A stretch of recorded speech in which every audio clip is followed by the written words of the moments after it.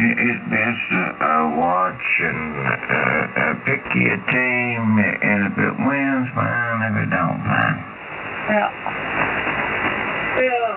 Oh, boy.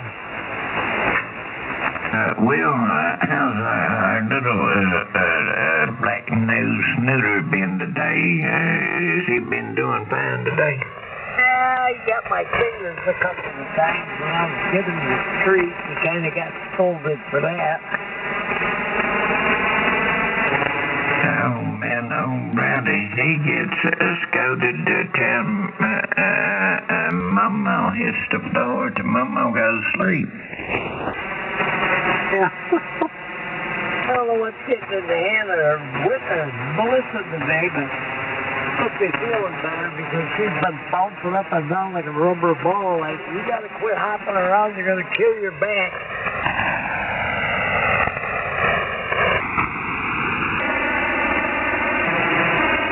Poor old Rowdy, he gets done all the time. What? I threatened to sit with this after in my hand today. Oh, man, and she knows better, too.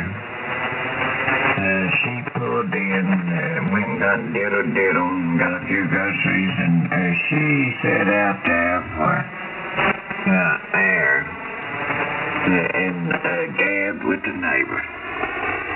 And gabbed and gabbed and gabbed. I said, look here, I said, I got a bone to chew with you. Next time you start gab with the neighbors, you come in here and you get your baby and you put him on the leash and you take him out there and gab with the neighbors. I said, that baby got so sore barking he couldn't bark no more. Oh, you don't like Rowdy's cutting, huh? Oh, no, Rowdy, he barked to where he couldn't bark no more. His boy was out there, and the neighbor had a boy with him, and they was passing that football, and that made it that much worse. Yeah. Because, Rowdy, he likes to play football, too. Oh, yeah. And my mom was talking to the neighbor. And that about killed him because he wanted to go out and talk to the neighbor too. So that about killed him. And plus diddle play fast and football. He had to get out there and play football too. Well, he probably just wanted to get out there where... And he had the couch cover and both cushions down in the floor where he jumped on the back of the couch many times, down in the floor, back up on the couch, down in the floor, up on the couch, down in the floor, up on the couch. Oh my goodness. And I started making the couch, and every time I got making it, I was mad at him for jumping up and down on the couch so many times. I said, Rowdy, you can look out the door and bark just as good. You can't jump up and down on this couch. I almost said with the zapper in my hand. Next time I catch you jumping up and down on this couch, I'm going to zap you. And it's not going to be with the buzzer neither. Yeah. I was going around down on 40 tonight for a minute and talking to the guy down in Georgia that used to live here. And, I come by this Premier Voice and I stopped and it was Larry, you know, the guy that wrote the book or something. Where was he from? Yeah. They had some kind of a group going. I don't know what. I didn't really stay and listen, but I don't know what they were doing. VOA? What is that you talking about? VOA? Yeah.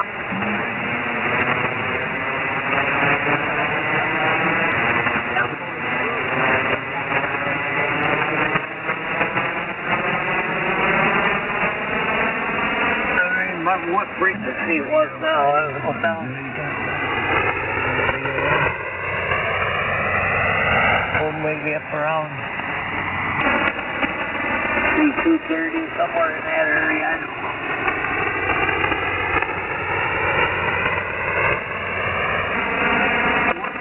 man, that's good too, but, man, you don't want him working on your audio.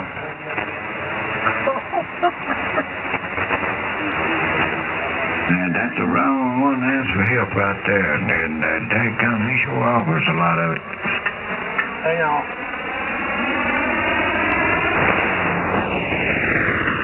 Yeah, I know. Oh man, they tried to set mine not on there.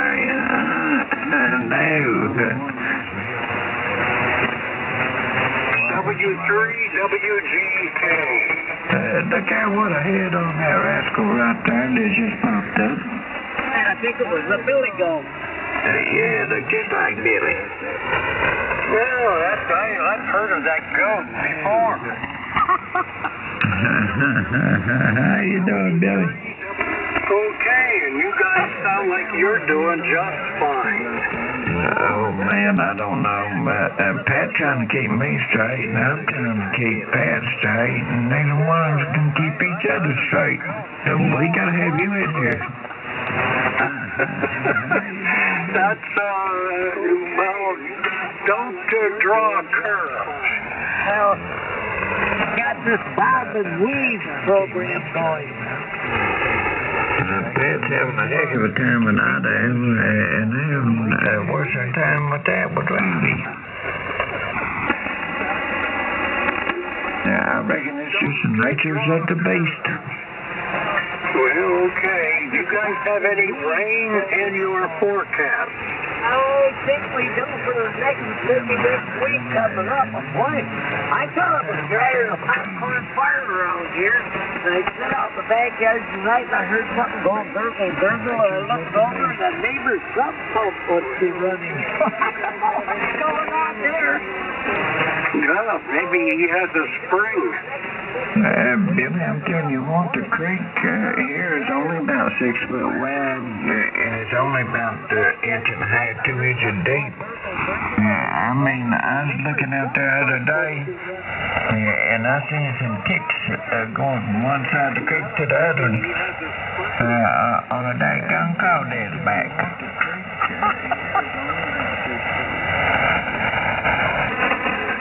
Okay. Them crawdads backs, them crawdads are going back and forth across the creek there, and them ticks is hopping on their backs and riding back and forth across the creek. Left dry. Yeah, it's dryless, just about. Now, well, I don't know. I think I don't know, we haven't had any rain over here quite a spell. I mean, a couple of sprinkles. Evidently, that house, the neighbors there, they got a fruit cellar in that house with no floors down in the basement. When they built the house back in 65, the guy decided he was going to have no floors. I have to send you a copy of the email, bud. It was hilarious as shit. I mean, you know, he went to the net manager, and then he got the section manager involved, and the section manager called me on the phone, and I said, just exactly what the hell do you think you can do to me? And he said, well, what do you mean? I'll put a request in for... I mean, you know, he went to the net manager, and then he got the section manager involved, and the section manager called me on the phone, and I said, just exactly what the hell do you think you can do to me? And he said, well, what do you mean? I'll put a request in for...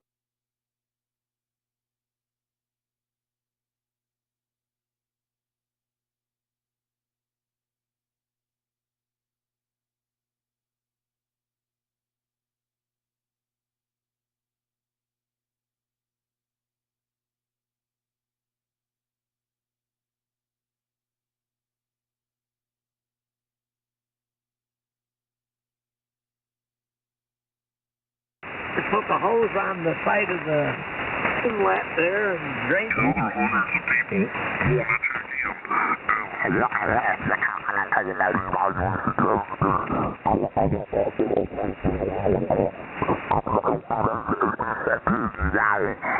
Take all the net time up from everybody else.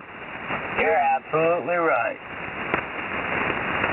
Well, I stopped there one day, and he had stopped the net long enough to go to the bathroom or something, and I keyed up, did a quick tune-up, and I said, is this thing working? And I was told to leave the frequency. You talking about on South Cars? 58, whatever 58 is. 51. South Cars is on 51. That's the one I'm talking about, that you got 5 or 6 clowns that want to holler contact for 3 or 4 hours straight. Oh, yeah. I'm a South Cars member, but I think I've checked in there maybe 3 times in the past 10 years, but I mean, my number, they're clear up in the, 14s, 15,000, and I think I'm like 7416. I'm way down on the list, but no, I think this was 50. I think this was mid-cars maybe. That's what the guy said. He said, you leave the frequency. We don't want you here. And I said, well, I just wanted to check my standing wave here real quick so I could give you a check-in. And he said, your check-in's not wanted. I said, okay, see you later. Really? Wow, that's pretty messed up. Well, I started checking in the South Cars Hillbilly over 19 years ago, and I think I'm 4,500 and something, but I quit checking in about 2 years ago because of their little buddy system that they got going on, where they, and eventually it's going to run more and more people off. And you got 5 or 6 guys that want to sit there and holler contact for and you got a different net control every hour. Over a 3 or 4 hour period, these same clowns are doing this day in and day out, and they won't put a stop to it. So I said, the hell with this. I'd have been the same way you are, Buzz. Hey, JT. W4BUZ. I'm just reporting I just don't do any of the nuts anymore, WVUC. I don't do none of that stuff anymore. KG4, Wonderful 4, WP and a W. What's going on over there? Your check-in number is, Jimmy, I think we're at number 12 or 13. We'll just give you number 13. Come on in, check in. Okay, number 13 is my ticket to ride. That's your ticket to ride. Raya 4. I got you a Dr. Pepper and a moon pie back here. I give you. All right. Better give him a pork chop. Dr. Pepper and a moon pie. Good morning, Johnny. Morning, everybody. This is KG4WPW. Good morning, Johnny. Good to hear you, sir. Who's the trucker in there with the trucker mic? Come on. You know exactly what I'm talking about. You've heard the same shit I've heard. Yeah. I ain't joking. I checked into that net starting 19 years ago, and 2 years ago, these clowns want to do that every day, and it's done got old. And I said to myself, you know what? If I left, and I guarantee other people's going to leave, they're going to get tired of it. I don't think I've ever checked in South Cars or North Cars, West Cars, or any of them cars. Used cars, maybe. Yeah, used cars, but I never checked in any of them cars. I never checked into South Cars. I never checked in any of them cars, nuts. Yeah. Bunch of shit. Well, the only reason I check in our local net is to dust this old fat faggot bastard. Uh-oh. Well, Wild Bill, you're going to have them kind. They're going to come and go. Yeah, and what really sucks is I went to this club meeting. You know, I've been off the air for like 20 years. And, you know, when I got back on, you know, this, like the second meeting I went to, this guy spent 45 minutes standing in front of the club telling everybody what a piece of shit I was. And, I said, do you really realize who the hell I used to be on here? And he says, well, he's a 2-meter extra, you know. And I said, well, that's okay. You know, don't worry about it. And then he decided to get on HF. Well, every time he checks into the net, he gets the W of his call sign out. And, of course, I key up and check in. And it's hilarious, man. I mean, I don't dust him. I smoke his ass. I'll imagine. Well, if the guy's been, you know, bad-mouthing you for all this time, and, you know, he don't want to stop, and I guess he probably getting what he had coming to him. And he probably don't even know a thing about you. I had somebody do that here on this frequency. Actually, they did it on another frequency. This guy's never even seen me in his life, don't know a thing about me, and so I'd just rather not talk to him. I don't get on the radio to argue. another one basically do the same thing. And, you know, most everybody down here's bought, you know how I buy and sell shit. Now, Bill, you can't knock them people for telling the damn truth. I said, okay, that's fine. You think whatever you want to think. I don't give a shit. Bill, you... And then he got real, you know, and I don't get these people. The first thing they start doing, you know, after you say, you know, I really don't care what you think. You know, I'm sorry if you feel that way. And they just start cussing you for everything you're worth. I just love it. Bill, you can't knock them people for telling the truth.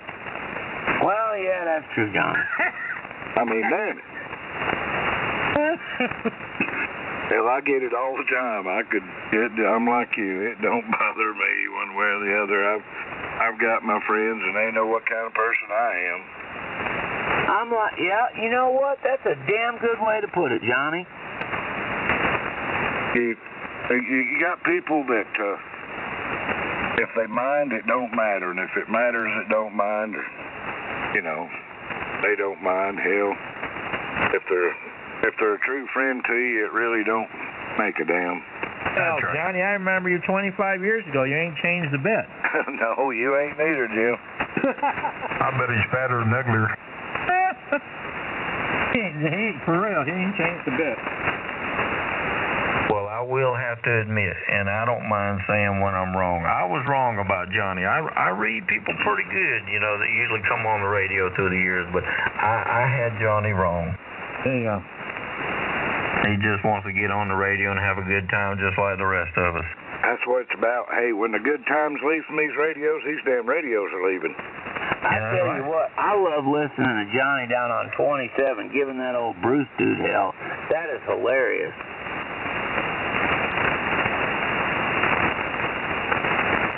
Yeah, you're right, Johnny, about that, about the radio like that. Hey, Johnny. Yeah, when it turns on fun, it's over. Yeah, he'll be. I've had more fun with you just coming in, joking around, telling stupid jokes. I mean, it's been a blast, man. Oh yeah, I enjoy it. I really do. You always got some good wit to you, man. You always come off with some good jokes. I'm glad y'all enjoy them, because it's just, it's like reading my mind. There's nothing there but pictures, cartoons, stuff, you know. Bless you. It's kind of like just going through the book and not reading the words and just looking at the pictures. Is that what you're saying? That's exactly right. Oh, my gosh. But that is the truth about, about radio like that. If it starts really getting crazy, it ain't radio. That's right. I've had this conversation several times over the past year or so, and Johnny, that's the way I look at it. You know, this is just about as home for me as it gets. I mean, this is my stress relief at the end of the day. And when it gets to the point that I can't come in here and cut up and have fun and carry on, then the hell with it. I'll shut it off, go to bed, do whatever. I've got a lot of other places, a lot of other groups I talk to, you know, that's been talking to these guys, or especially the guys down on 11 meters. Hell, them guys, most of them guys I've known 35, 40 years. Yeah. God, I hadn't been on 11, I don't know how long. God, it's been over 20 years, I'd say. Come on. Oh, yeah. It's been about 20 years for me. Hell, it's probably been 45 minutes for me. I was down there earlier tonight. Most of them guys are more fun to talk to than that. Now, I ain't talking about 33 because it's different up here. But, man, you know, they say it up with being assholes. You can't talk to them no more. Hey, Johnny. Yeah. We never had to take any blood pressure medicine until we started talking to Hillbilly. Oh, yeah. Oh, yeah. Yo, this 0830 sound okay tonight? Mm-hmm. Sounds real good, Johnny. Good deal. Keep it up, Gary. You're getting better. I got to hand it to you. You're getting better. Well, hand it to him, damn it. Man. I'm afraid what he'd do with it. Well, Johnny, I tell you, if my 830 sounds like that one or pretty close to just as good, then I'd be tickled to death. I mean, that triple, I guess you still got the 444 on there. I think it sounds nice. Yep, 444D, that's it. Well, I've never really listened to mine. Nobody recorded it and let me hear it, but I guess I didn't get any major complaints. But if it sounds like that one, then yeah. Yeah, that 444 microphone makes it. W4 BUZ20. This KG4 WPW. WVA, you're saying? N8RPG. I tell you, what sounds good on these old rigs is the old MC50. They seem to match. You know, hell, I think that's what came with them. Yeah, I think you're right. I never had a 50. Yeah, them. I've been looking for a 50, but damn, they want $90 and $100 for them damned old things. I had some 60s, you know, that I ran on the 430. I had two 440s through the years. I ran some 60s on them, but I never did have a 50. Hey, Johnny. Yes, sir. You had me confused. All this time I thought you were talking about a cup size. Uh-oh.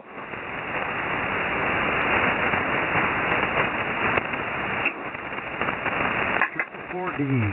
Yeah, you get a 444D, you got a hell of a... Yeah, you got a milk factory is what you got.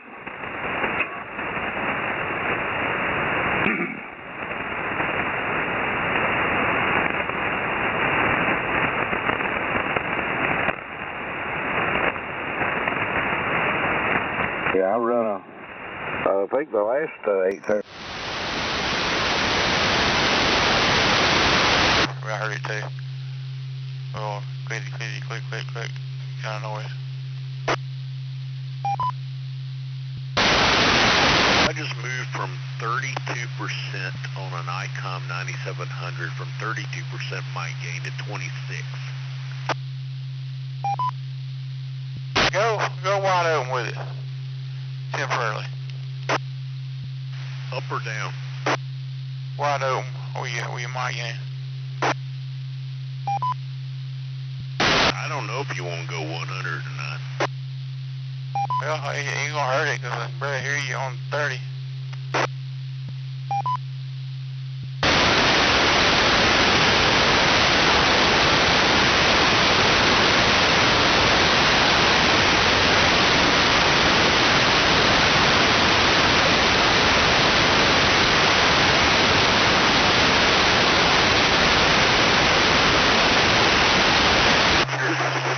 Out of your speed down there, Richard. Keep precipitation for ZAA. That was double there, Baker 1.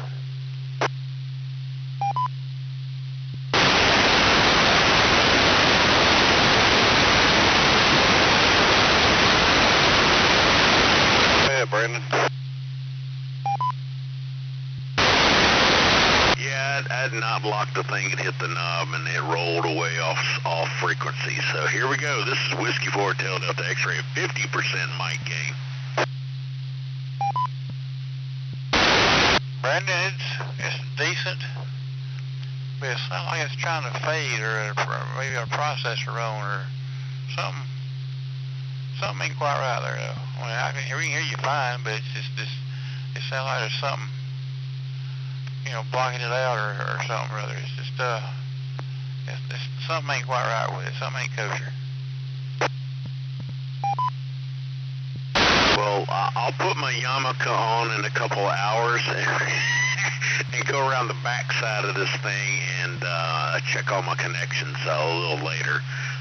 But there you go, man. We'll make sure the circumcision's been done properly and all that fun stuff on the 9700. I know I haven't changed anything.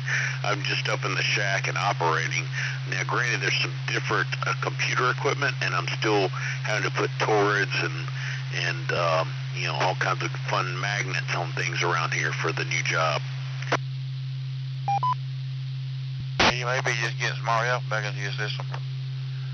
But, something, you know, just something ain't quite right.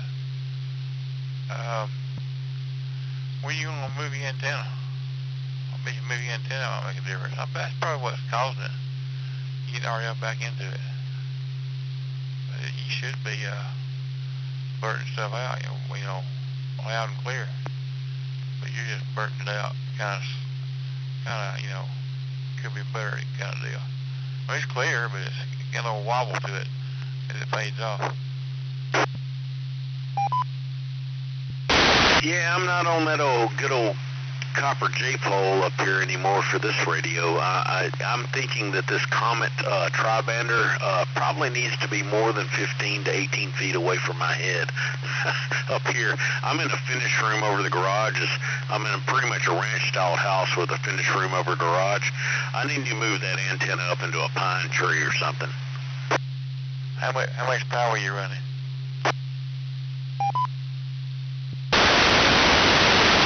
It says 35%. Power? Not mic gain, power. Turn your mic gain all the way back. Turn your power all the way back to 5 watts. Or 6 watts, somewhere there. Turn your power back to 6 watts. Or of 100, it says rated 100. So I'll pull it back down to 5. Give me a sec.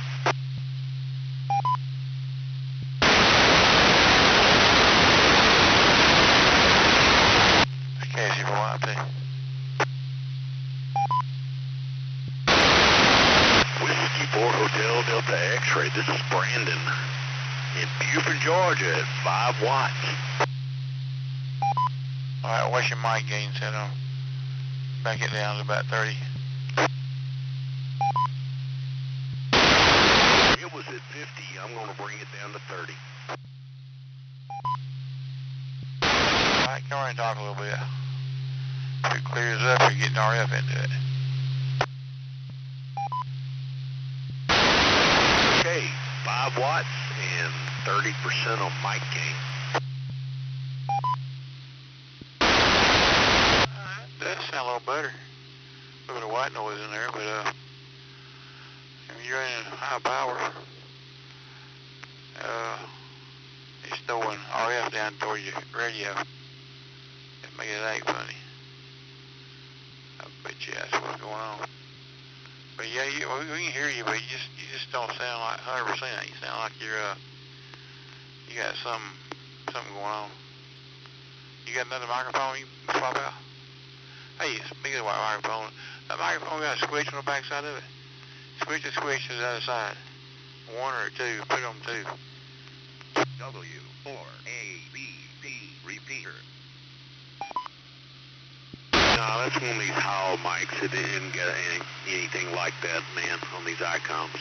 Yeah. Hey, man, this same mic, and it's the same setup I've had for a while, but I even got Palomar torrents and RFI kits on these things.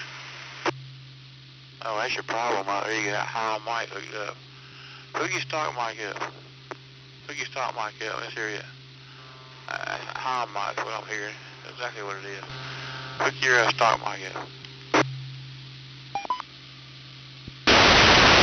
Hey, Richard, this is a stock mic. Just has a high-old element to it. Actually, it sounds better.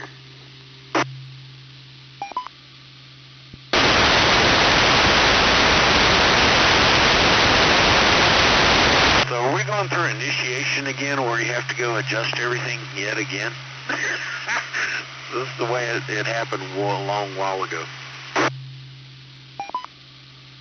I just don't like William Howell sound. If it sound like, well, yeah, I've been telling you what it's been sounding like. You put the hand mic back up there and it sounds like a different radio. I have not changed mics. It's the same mic every time. Well, see, it's doing it again now. Well, you come back in one time, it was kind of loud, but you didn't talk very long either.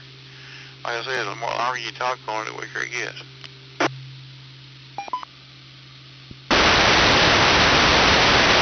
So basically what that says is basically we have something bleeding off, right, like the connections. So probably need to go around the backside of the radio and check all the connections again, right? Well, I asked you to do that 10, 15 minutes ago. I thought you already done that. But hook your hand mic up. I guarantee you it sounds different. This is the hand mic. This is the default mic that comes with the radio. You just said you didn't change nothing. Make up your mind. And you're trying to talk like a woman now. This mic guy.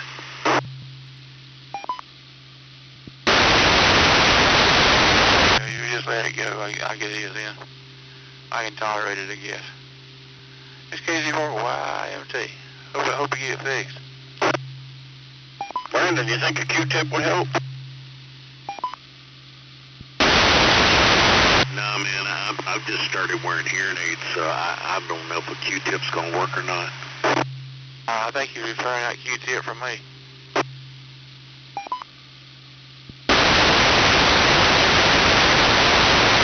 Hey, Baker, I sent you a couple good funny ones a while ago.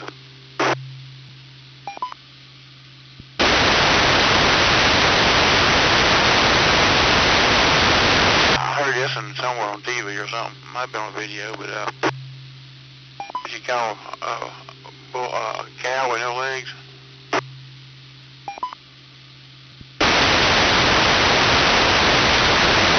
Ground beef. You know what you call a cow with 2 legs? Dinner. Your mama. I heard that a while ago. I thought it was funny.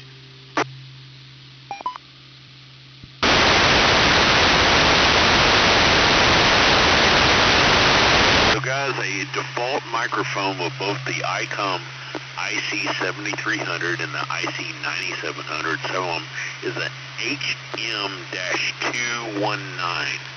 It's just a hand mic, 8-pin ICOM mic, but it does have an Heil element to it. Yes, it does. I've got one too. But we hooked those Heil microphone headsets on. It changes the characteristics a little bit.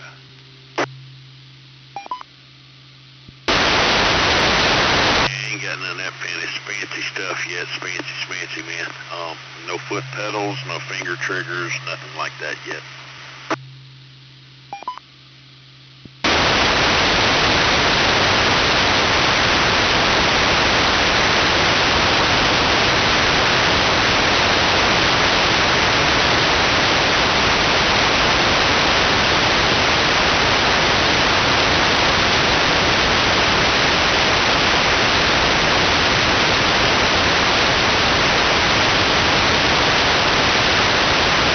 Whiskey 4 Hotel Delta X-Ray, yeah, man.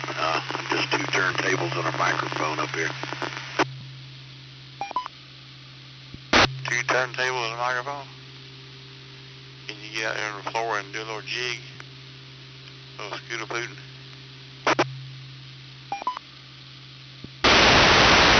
Yeah, man, that's Beck. It's where it's at, right? Yes, KZ4YMT. It's the LARC after midnight.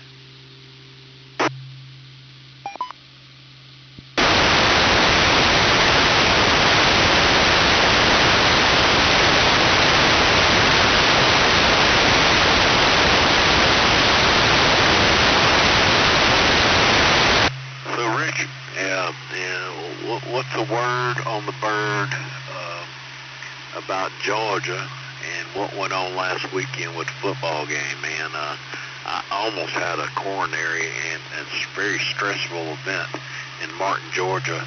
I was standing, I was sitting, I was screaming, I was crying, like, what is going on? They almost got beat. That's why they dropped with number 2. Because Kentucky put a hurt on them. And the next team we got to watch out for is we got Alabama and we got Texas A&M. Texas A&M's one's going to whoop us. Alabama might squeeze by on that one, but Texas, it's the first time they've been in our division. And they're going to put a hurting on us.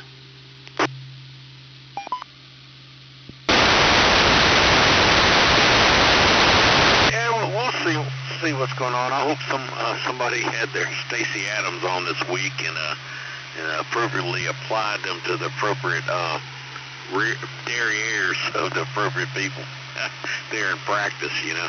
Hope they showed their inside some style, you know. But yeah, did you watch Monday night football? How ATL pulled it out there, the Falcons? No, I didn't know they were on. I watched baseball. Watching Braves. my Braves wrong even before they count me out as being to do anything else, because I grew up playing ball. I just love baseball. So I watch the Braves whenever I can. I didn't know they played Monday. I guess that explains why they didn't play Sunday. Usually, you know, I can ask my Alexa over here, you know, what the score is or who won the game, but she said I think the game was so-and-so. Yeah, man, I fell asleep in my recliner after work on Monday and kind of woke up and said, oh, it's halftime, let's see what's going on. And it wasn't going so well. And then all of a sudden they came back and won the game. I was like, okay, do that. But yeah, man, last night, Thursday night football, I decided to watch it, but got several phone calls and had to pause it. So I was able to kind of watch football and fast forward through commercials, DVR style, you know. And Aaron Rodgers, 40-year-old QB, man, he was on point last night for the Jets. W4ABP repeater.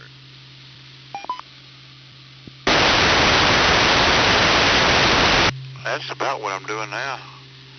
Wrestling come on tonight, 8 o'clock. Went off at 10. And it wasn't on Channel 5 no more. He lost the contract at Channel 5. They're back on USA. That's what I'm doing now, is sort of flipping through it, trying to see who wrestled who and who won.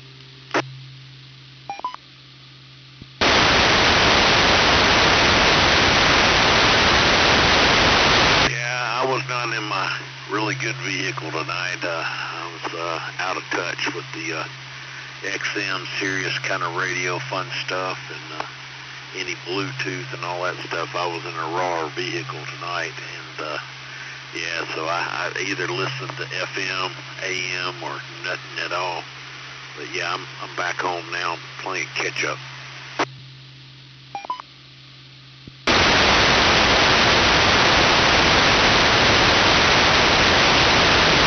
All right, so tomorrow will be a good day to get your bike out if you want to get out and ride it. I think we got a smaller chance of rain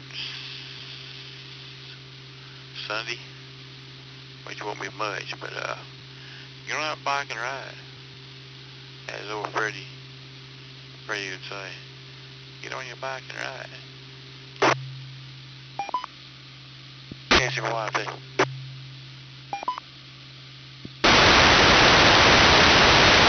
I totally concur with that statement, sir. Yeah, I need to do that. That's the best mental health break most people can have, man. If they've experienced it, man, is get on your bike and ride. Whiskey 4 Hotel, Delta X-Ray.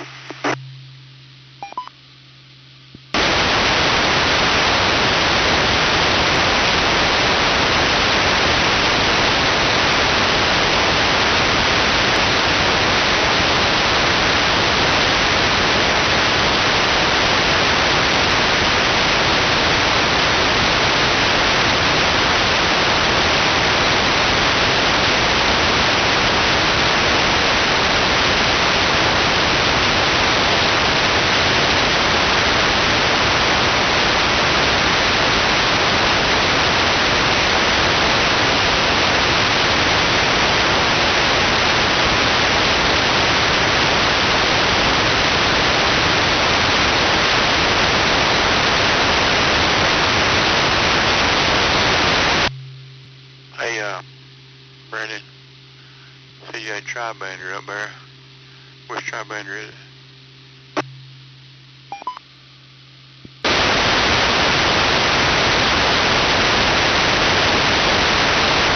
Hey, Richard, give me a second and I'll be right back.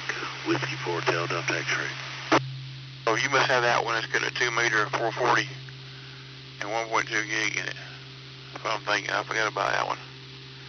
KC4YMT. I'm standing by.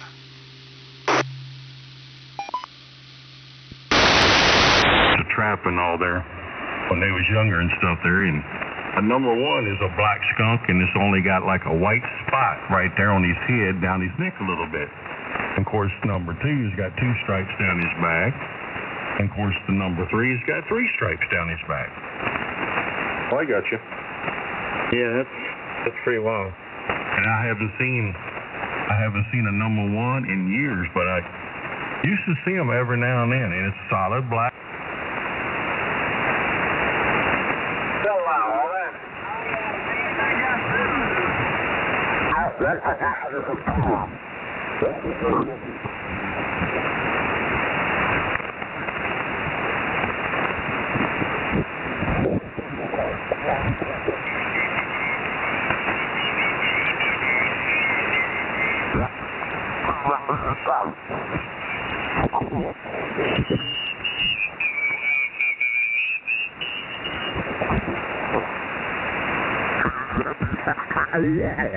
Piedmont, Europe, and standing by.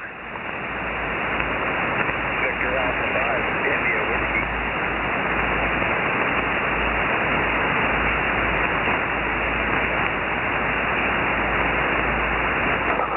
Security X, Security X. Kilowatt Echo 6 Tango Zulu. Kilowatt Echo 6 Tango Zulu calling DX. Security X, CQDX. Kilowatt Echo 6 Tango Zulu. Kilowatt Echo 6 Tango Zulu, beaming Europe and standing by. Victor Alpha 5, India Whiskey.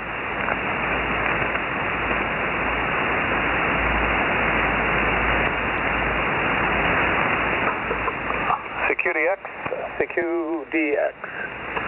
Kilowatt Echo 6 Tango Zulu. Kilowatt Echo 6 Tango Zulu calling DX. CQDX only. Kilowatt Echo 6 Tango Zulu. Kilowatt Echo 6 Tango Zulu is calling and standing by.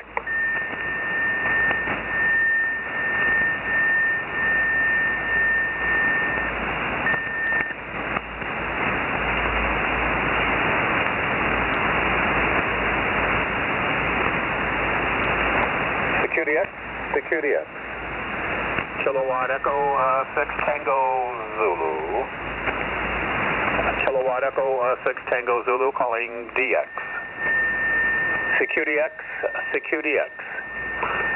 Kilowatt Echo 6 Tango Zulu calling and standing by.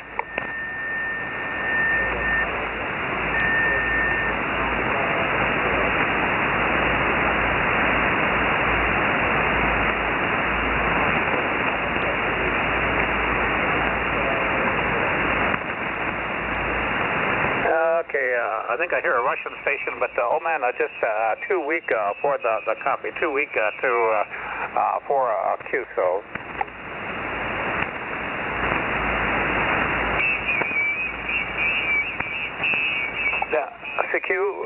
CQ. Kilowatt Echo 6 Tango Zulu. Kilowatt Echo 6 Tango Zulu is calling CQ. CQ. Kilowatt Echo 6 Tango Zulu. Kilowatt Echo 6 Tango Zulu calling CQ and standing by.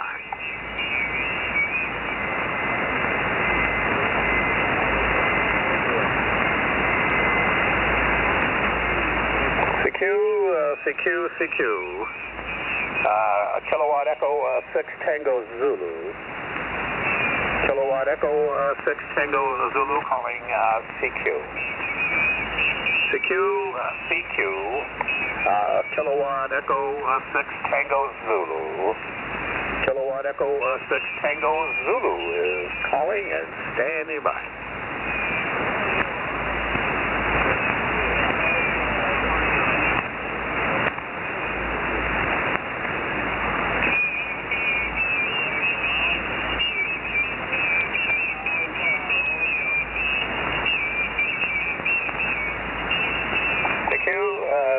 CQ. Kilowatt Echo 6 Tango Zulu. Kilowatt Echo 6 Tango Zulu calling CQ. Kilowatt Echo 6 Tango Zulu.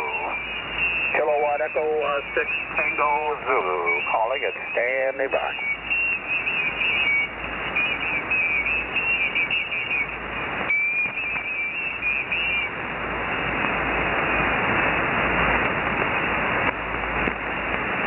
Okay, here a station with a Uniform Quebec in the call, but very, very light copy.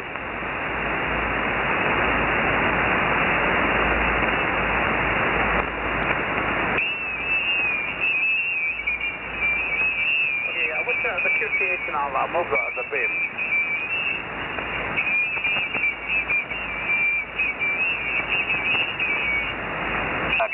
Give me a second there, and we'll have the beam pointed at you.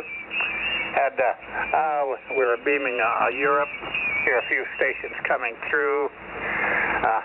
Did manage to work a fellow there in the Ukraine.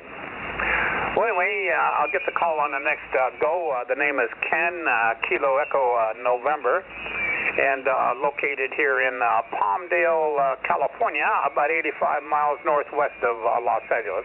Back to you. This is KE6TZ.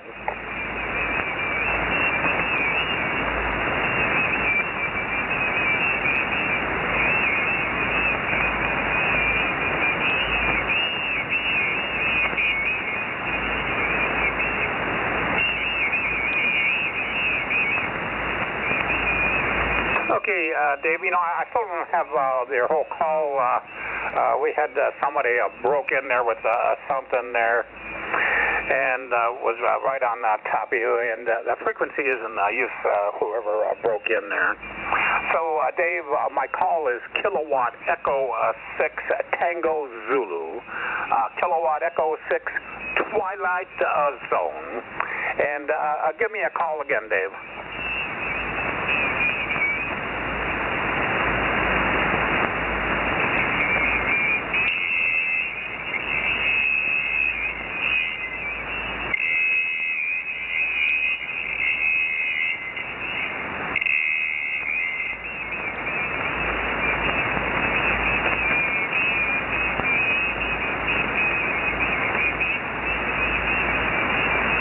Okay, Dave, Norway 9, X-ray Uniform Quebec, Kilowatt Echo 6 Tango Zulu, and glad we finally got that all settled.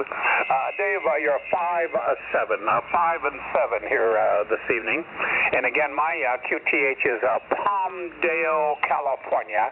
We're on the other side of the mountain from Los Angeles. And we just cranked up everything here. Had a station that kind of came on adjacent to us, so we'll kind of let them know we're here. Running an old Kenwood TS530S. Right now we're running about 1,000 watts, and the beam is a Mosley TA33. Back to you, Norway 9, X-ray Union, Quebec, King Echo 6 Tango Zulu.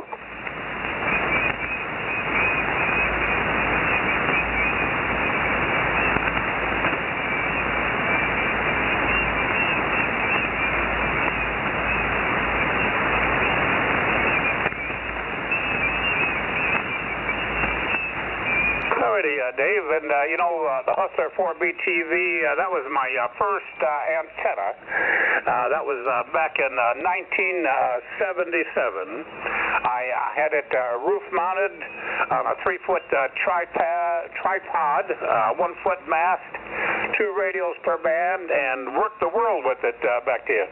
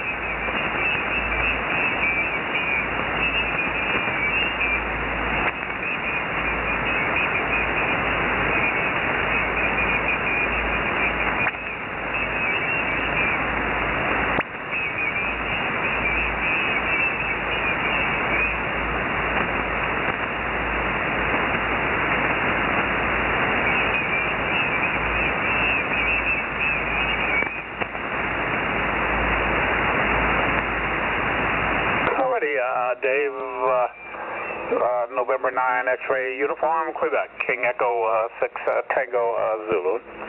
And, Dave, copy was starting to get a little sketchy there at one time, but we still got most of your last transmission. And like I mentioned, we've been doing this since 1977, and just a great hobby. Like I tell the world, I sit here in the shack and I travel the world every night. I've got many friends all over the world that check in and say hello every evening. Like I just mentioned, I just finished talking here to my friend Ted, JG1 UMO in Tokyo, and that was at 0412. It ain't ended yet. Oh, it's gonna be the last one, David. It's gonna be the last episode. I like Old the King. This is on Paramount Plus. I won't watch it. Romeo something? Kilo Alpha 9 of Romeo Hotel Lima. Okay, Kilo Alpha 9 of Romeo Hotel Lima. Welcome.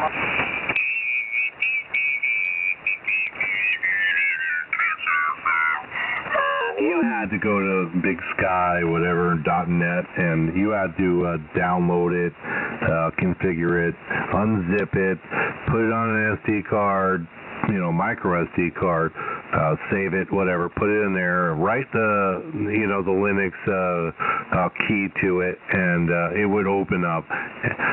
Now you buy that, like I said, that $40-something, whatever it is, you get the cooling fan, you get the stand, you get the cables, everything comes with it. It's, you still have to set your stuff up in there. You still got to write a few things in there, like your Wi-Fi and things like that. But with all the other software that's preloaded on there, it saves up time. You don't have to play with other things. You can spend more time building antennas and doing other things to where you don't have to worry about that. Because at the end of the day, that ham clock is more or less eye candy. I do use it for the solar reports that I get in it and the DX cluster. Do I use that DX cluster for my DXing? No, I don't use it, but I can see I can glance in and say, oh, well, look, hey, 7, let's say 40 meter band, and what does it look like now? 20 meter band is doing quite well, and so is 40. So I would do, dxsummit.fi and see where it's coming, and then I would go after that. But I do things a little bit differently. But the whole ham clock thing, I'm not going to sit there and program each one of those boxes, man. I got more better things to do in my life than sit there and fiddle with that shit. That's for sure. I'd like to plug something in like that, plug it in and watch, and go about messing with antennas and radios and trying to make contacts rather than play with that stuff.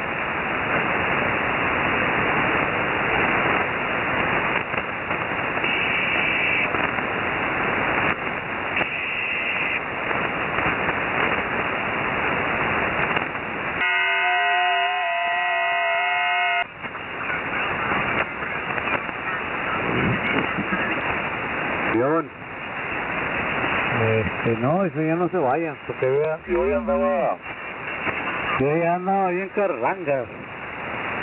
Ya andaba orejas negras, compadre. Now, one of them was a Republican, the other one was a true Democrat. Yeah.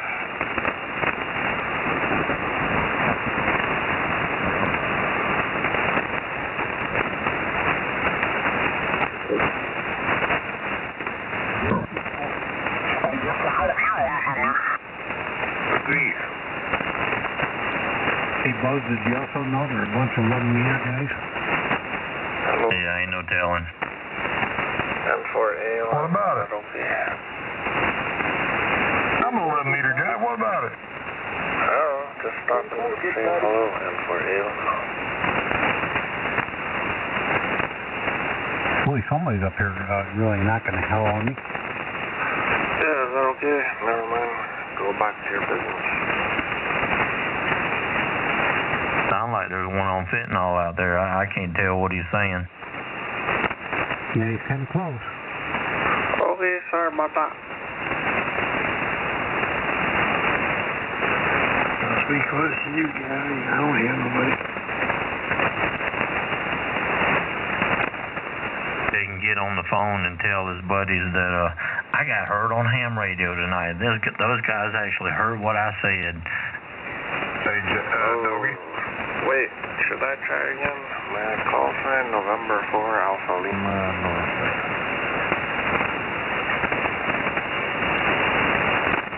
That's Jeff and them guys on 29. Is this good? November 4 Alpha Lima November. Can you guys hear me? I don't want to break in, but All we hear is a bunch of mumbling in there, man. It's noisier than crap here. I don't know. Somebody said that they said, "Can you guys hear me?" And then they said they don't want to break in. So I guess he can't make up his mind whether he wants to break in or if he wants to talk. I'm kind of scratching my head. I wonder where the was coming from, Buzz and Dog and Jeff's on 29. Oh, really? I'm like, what the hell? Yeah, I'm getting bleed from, Buzz and Jeff, and I also get it from 40.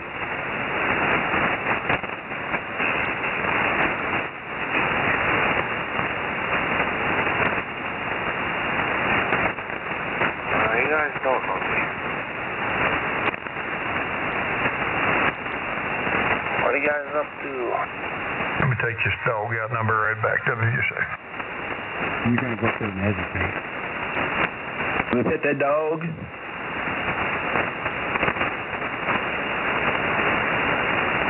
Where'd you go, Johnny?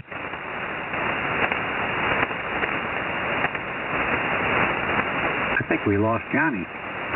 No way, never. Jimmy, you ever see that video of the little girl with the bear coming up on her porch? She keeps telling her parents, like, "Can I pet that dog? Can I pet that dog?" Yeah, I seen that. That's beautiful. It's hysterical. I love it.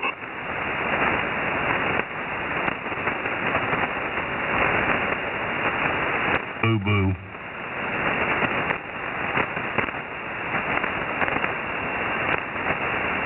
Doggy, was that you on 29 or 30? 29.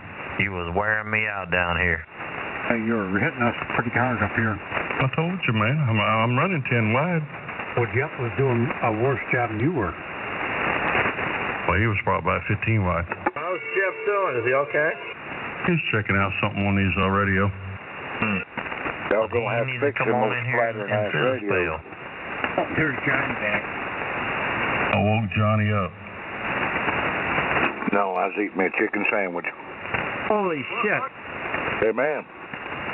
Don't get me started with that. Oh, my God. Man, I've been good. I haven't been really eating much.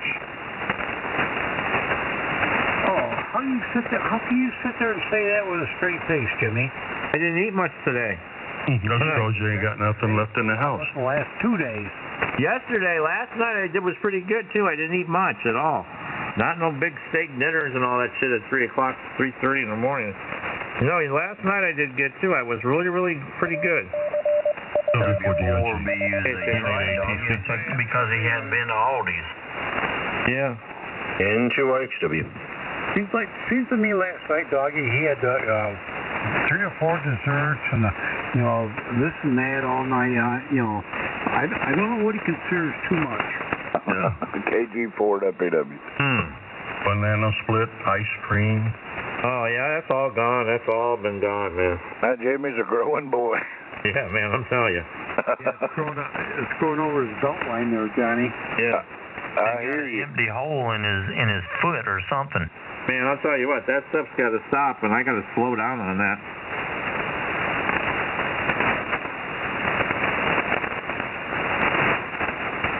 I didn't know a leather jacket could, stretch that far, doggy. Well, if you noticed last night, he was sitting there naked there, and he went and got a blanket. Yeah, he did. There's Lewis. There's Lewis. That time. That's the real deal, Lewis, right there. It's me. There was somebody else out there sounding like you. I was kind of confused at first. Oh, that make you confused right there. See there, Lewis, you got fans too trying to be Lewis. My goodness, I don't know what to say about that. Well, good morning, everybody on the freaking. Good morning. Good morning, good morning. Yeah, buddy. Good morning, good morning. Yes, it is. Good morning to be alive. Good morning, Louis. Oh, my God. Now, Jimmy, I'm smoking my dessert. Are you smoking your dessert now? Yeah, man. What are you smoking? Are you still smoking Marlboros? Marlboro Light Special Selects. Yeah, I smoked those Marlboro 100 forever.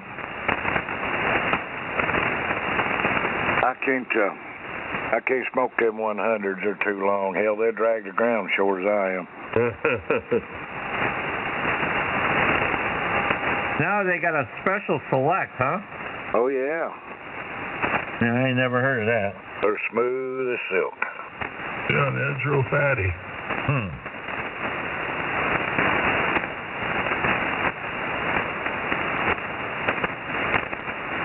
They look at Camel regulars lately, and I think the pack shrunk a little bit. Well, the cigarettes, they're smaller now. I mean, they're in roundness, they're smaller. Because Dave bought that pack of cigarettes, and he left it here. He says, here, you'll puff on them. And hell, they seem like they're smaller. Yeah, 3 puffs per gun, Jimmy. Yeah.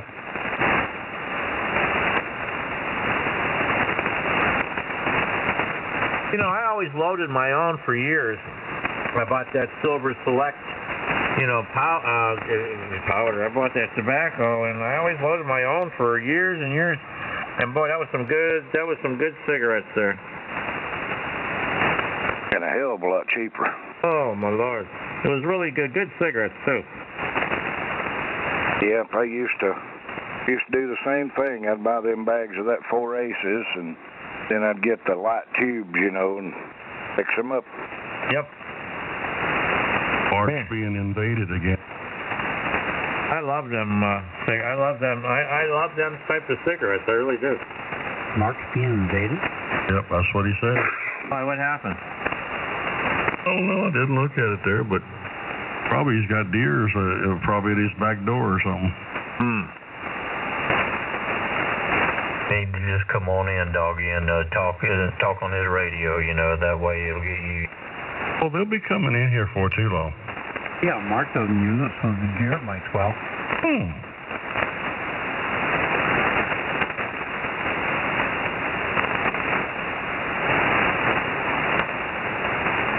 Imagine that, doggy. The deer coming in and just telling Mark, can I borrow this right here? You're not using it.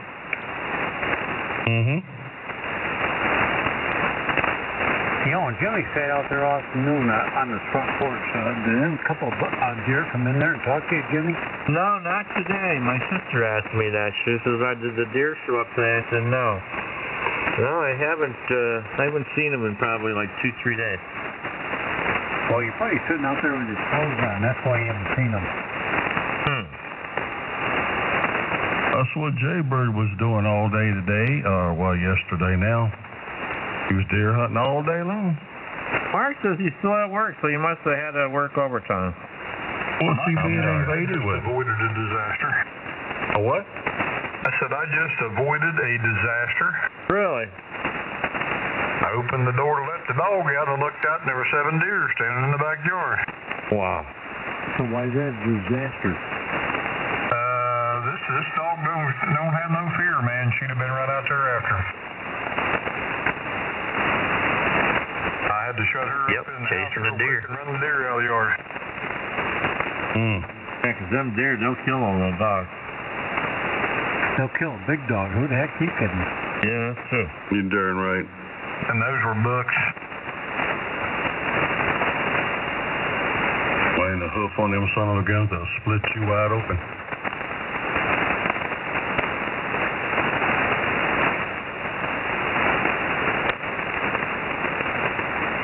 Europe Johnny, getting where'd you pissed get a off darn there. They chicken said sandwich Europe at, 1 declares o'clock? war on Russia. Right in there out of my freezer. Oh, okay.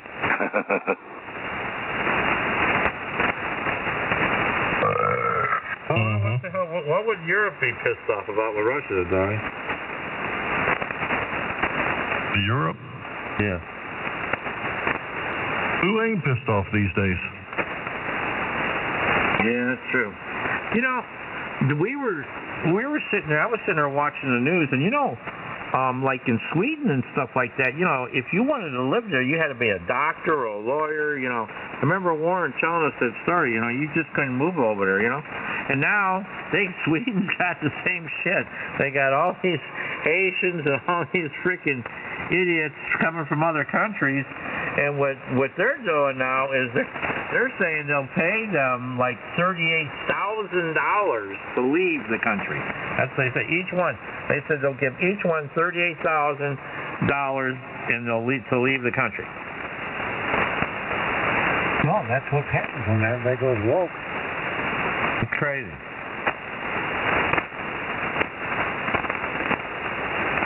$38,000. Did you see that, Bill?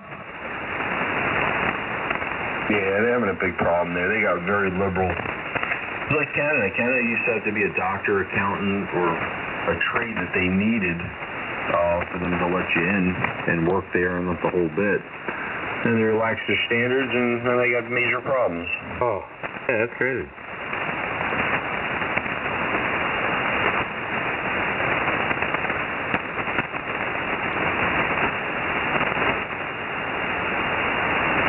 It's getting bad over there, too. Yeah, it's shocking how bad it is in those other countries. It's only going to get worse. All they got to say is very simple. Who's going to pay for all of this?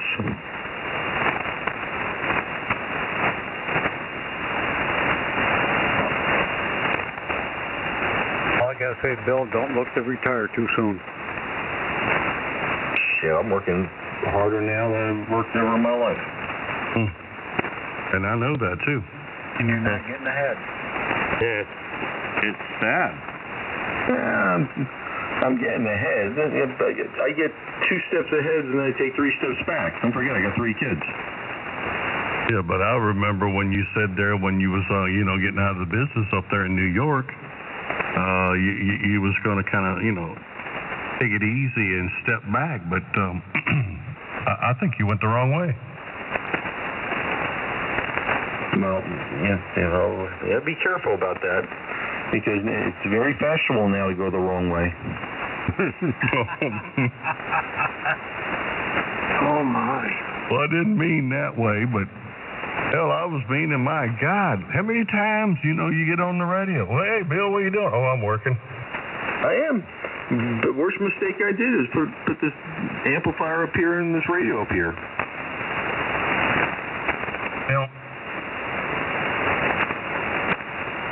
It's a lot of company, and then you can take a break and you can talk. But, good God, wee hours in the morning and stuff there, and you're still working. Wow. I didn't even go to bed last night. I just stayed up after I signed off with you guys and put the garbage down at the end of the property, waiting for the garbage guys to come, and I was out fishing at 6:15, right at sun, or right at dawn. How'd that work out today? Worked out good if you were a cigar and McDonald's and Egg McMuffin, but That's about it. And I'm looking at the fishing reports. Past week's been dead. I don't know if it's the full moon or this cold front coming in from the east, but fishing hasn't been good. Damn, the full moon's supposed to turn them on. WSA. And QISW. TC W4DOG. Hey, And for QIC in the house. Hey, Lance. Hey, Good morning, Lance. Good morning, man. Hey, Doug. I guess Mike, PWR, told me he had a little excitement there yesterday. What happened?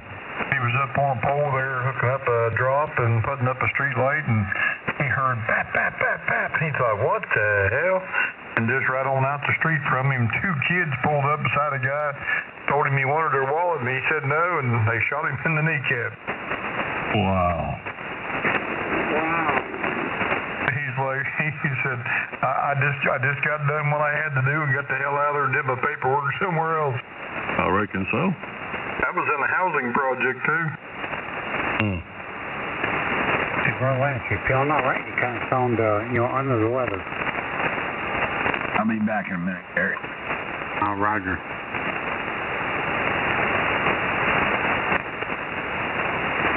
It kind of sound under the weather, doggy. Just got out of the hospital. Oh, I didn't know he was in there. Yeah, he had a huge kidney stone. That's some dangerous shit, too. No wonder he don't sound right.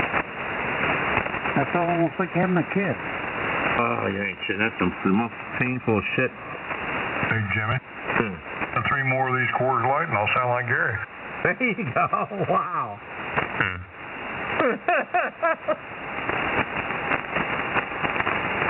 Well, I know where Lance has been, and I know his pain. I've been there and done it, so he has not been feeling good.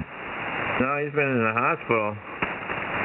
Well, you remember when I had that big one, Jimmy, and I got stuck, and I went septic, and I was in the hospital for 3 days after that. Yeah, it's some dangerous shit, and it's, extremely painful. Well, I was stuck on a ship that time that one got stuck on me. Yeah, that's right. So, dog, I got two ER bills, too.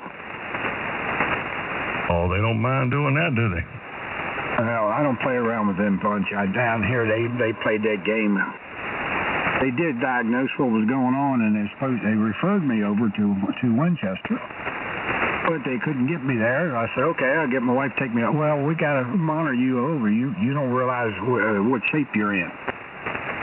So they made you take an ambulance? No, they didn't. They wouldn't. They said they couldn't get nobody out. It was on Monday night. So I checked out and went home.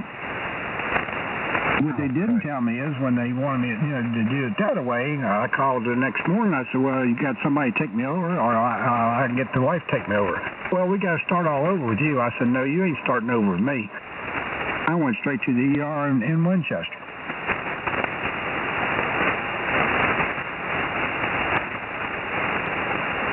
Yep. It's pretty crazy out there nowadays. Oh, they took me in, and I mean right now. I had 5 doctors. I got I'm doing Brother Bill. I got maybe 20 hours of sleep since Monday afternoon. Yeah. How big was it, Lance? I guess it got stuck right there at the opening where it goes into the urethra. Was it stuck right there? In the middle. Okay. Well, mine wouldn't even go down the urethra. It got stuck at the opening and just wouldn't even start going downstream. But I know your pain, man. I've been there and done it. I hope you get to feeling better. Well, I got to go back in a week, and they got to take the stent out. Oh, yeah. So I got to do the same procedure over again, dog. Oh, yeah. I know. Well, they can do it while you're awake now with a scope. That's how they did my last one, Lance. I was awake, and they run that. They sit there, they put that gel down there and made it numb, and went in there and got it with a little scope. No, they couldn't do it that way. I don't understand why. I had surgery. They I guess they busted and then they tore the liner, between that and the bladder. Okay, wow. Well, I've had it done, all different ways where they have to go back in, and they had a string attached to the stent one time, and they just pulled the looked like fishing line. They pulled it out that way, then they went in there and got it with a scope another way, and they got all kind of different ways they'll do it. It's like anything else. They can predict, but when they go in there, they do what they think they should do, and there's 5 heads on this mess, Well, what was the size of it? How big did they say it was? Over a ½ inch. Wow. Roger. Well, I think the biggest one I have was 10 millimeter. You were hitting it.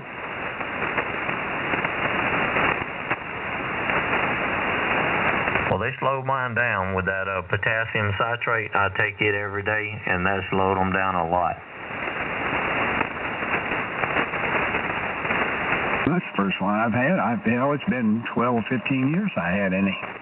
And that one I passed. They gave me medicine. I passed it. And that one acted different. I could eat. 20 minutes later, it had been over. You couldn't straighten back out. Dr. Ross was my doctor then, and then, Dr. Ross's wife. It's been 15 years I've had Dr. Ross. I'm pretty close. Did it make you nauseated? Yeah. Oh, yeah.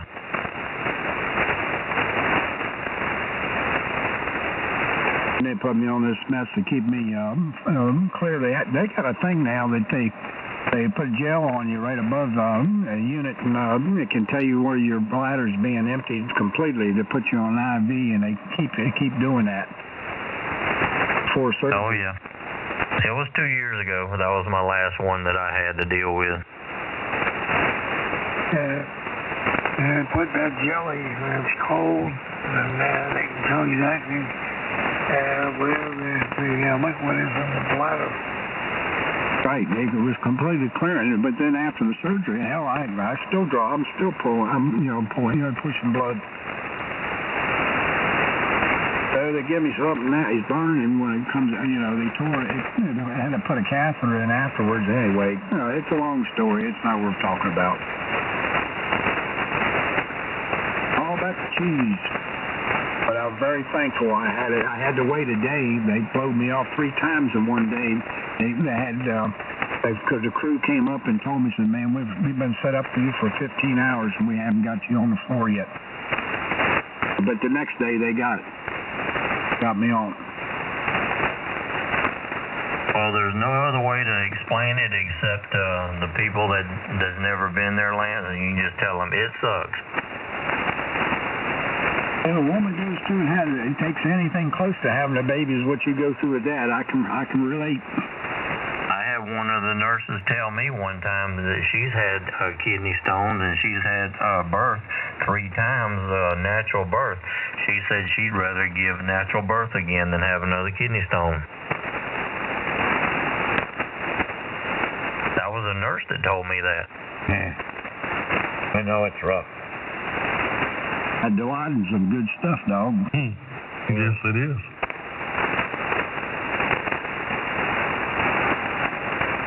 It don't matter what they give you, Lance. It wears off at one time or another, and the pain is still there. They had me on that IV keeping me clean, and I get maybe a couple hours sleep, and that was it, and back up, and then I'm going to the bathroom. Oh, and the nurses, they're coming in all through the night. Yep. I don't think they believe in sleep while you're in the hospital. Won't let you eat either. Hell no, they wake you up every 3 hours and take your vitals. I only do that, but then I get a couple of them, blood thinners. They stick it in your gut and hit you with it. Heparin? I didn't ask them. I got the report upstairs. I don't know exactly what they. Yeah, they stick you there so you don't get no blood clot. Yeah, that's exactly right. It's probably heparin. W4DOT. W4BUZ. And 4TSC. Yeah, dog got a lot of grass to mow. I'm scared to death he can get on a mower. Oh, I wouldn't worry about that right now. Well, like I am.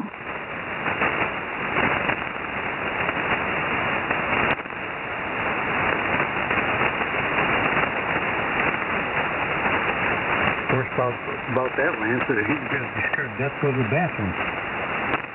It don't feel good because it's a burning pain. I mean, you know, it nails you. Oh yeah, and you don't know how bad it's going to be until you put over the job. They give me this purple pill. The stuff is called, phenazopyrid. You know what it is, Brother Bill? Yeah, phenazopyrid. I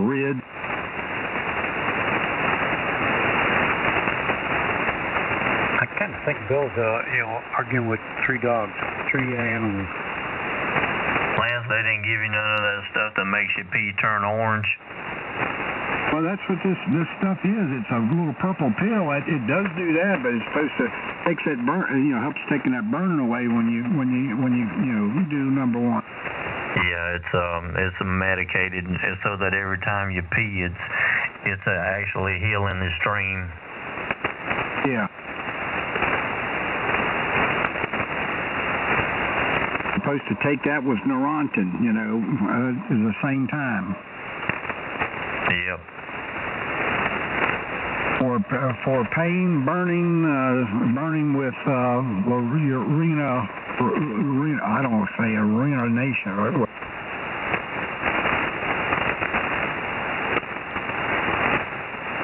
It's working. Well, that's good.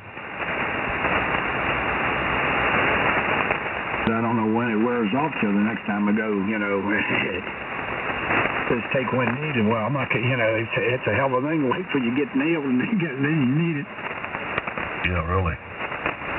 Lance, I'll never forget the first one I had. I woke up and I told my wife, I said, come over here and look at this. And they had a string taped to my pecker, and I was like, what's this all about?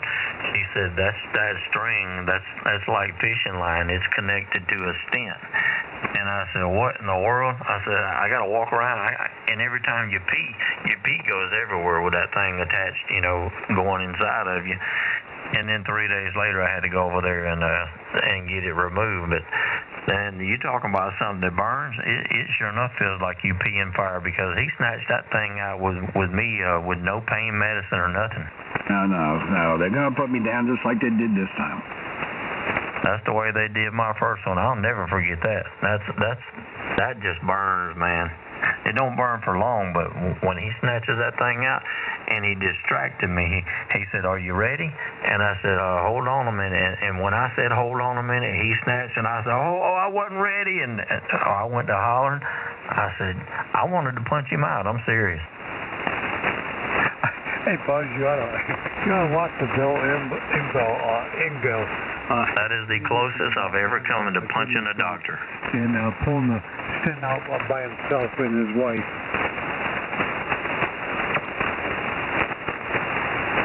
He went through that, and it was funnier than hell. But I know going through it's not funny.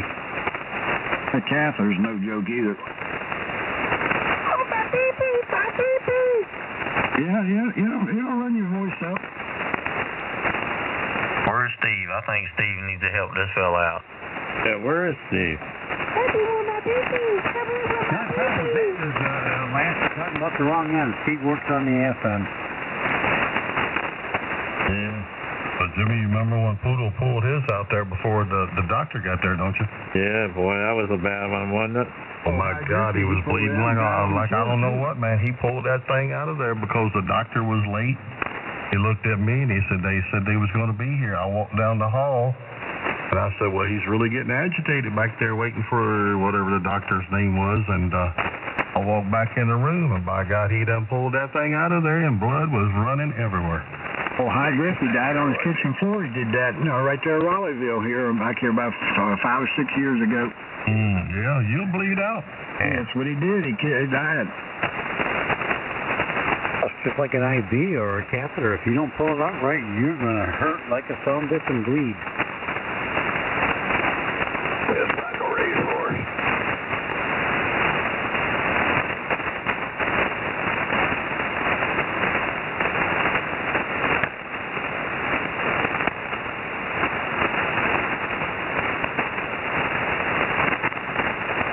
Dog is orange and red. Worse now more than what it was before they started all this mess. Yeah. That pain is gone. You know what they got it. They tore that thing up a whole bad. That's why they put that catheter, that stent in there. Poor old hiccup. What are you doing, Johnny? I think we lost Johnny. First turn on, I heard him. I think he ate that chicken sandwich and he done got sleepy. That you, Ragweed? I think we lost Wild Bill, too.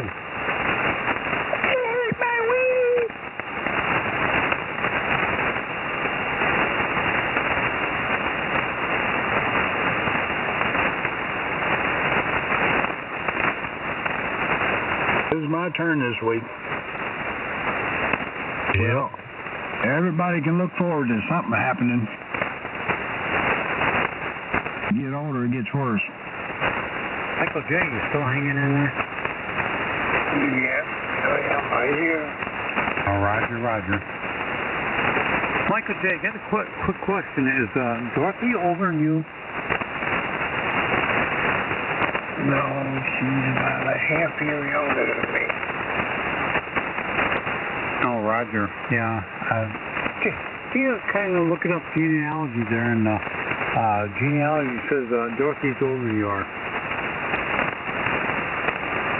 Hell no, I got a tattoo on the side of me. It was drawing directions. They do that. Used good ink too. Done roasted it twice and it ain't come off yet. Yeah, it takes a little scrubbing to get that off. And they did they do all this stuff they get you prepped, for surgery, Remember going down, they took the bed I was in, I didn't even have to get out of the bed. The bed I was in the room, they took it on down the elevator 5 floors down. They did another AKG on me and told me I had a heart attack sometime or another. First people that ever told me that. I don't know when I had it, so I don't know.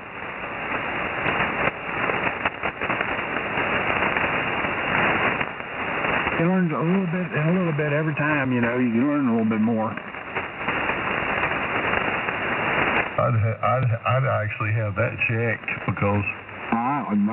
believe me. I mean, that might have told you something that's not even right. It's just like when I went in to have that colonoscopy. Remember I told you, they asked me how I was doing. And I looked at them and I said, what do you mean? And they said, well, your heart. And I said, what do you mean about my heart? Well, it's right here where you had 3 stents put in. And I looked at that lady, I said, I ain't never had nothing wrong with my heart, and I don't have no stents. Well, when he told me that, I asked him something that I did know about my heart, okay? Yeah.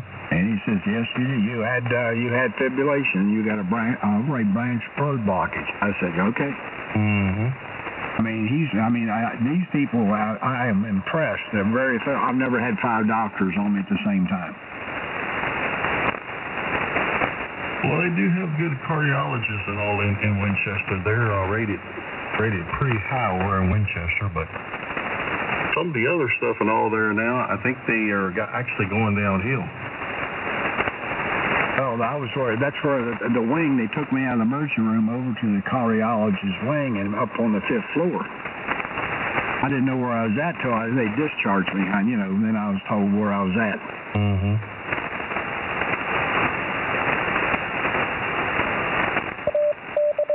W4DOT. N4TSC 30.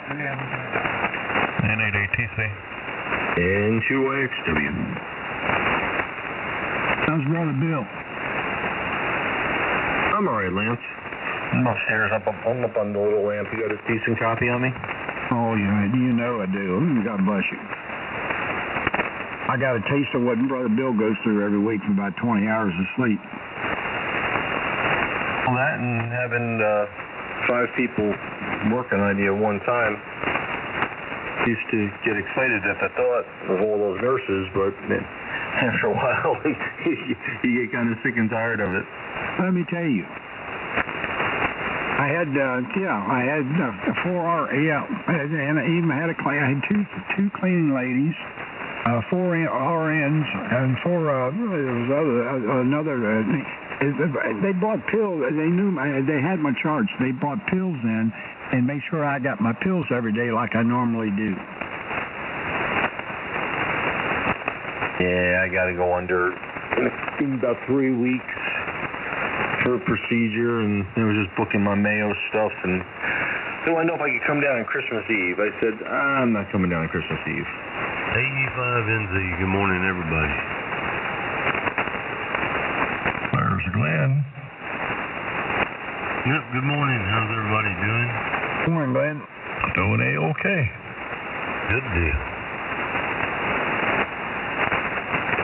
I never had any issues, Lance, except with one anesthesiologist a couple of years ago. The guy was really getting on my nerves. And I finally looked at him and I asked, I said, where do they grow you? I didn't have no issues like that.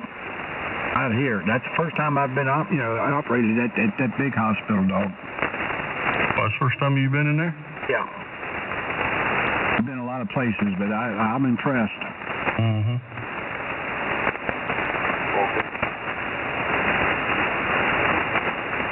One patch.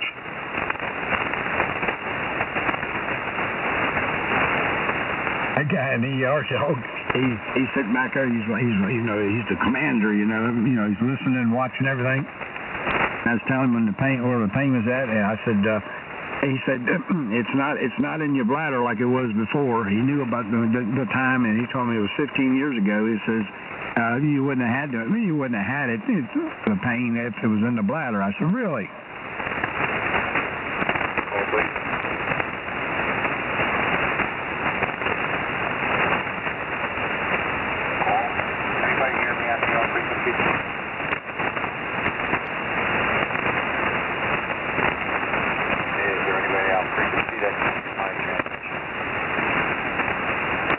I'll try. I hear something. What's going on in Fort QSC, Virginia? Yeah, thank you very much for getting back to me. This is KBC off here in Accord, New York. Signal report there. Got an S8 on you, and you got it's very intelligible. I appreciate it very much. Thank you, gentlemen. Thank you very much. On a vintage 101 running low column. Good rifle. You're doing quite well, and have a nice evening in Fort QSC. Thank you very much. 76 KBC 06.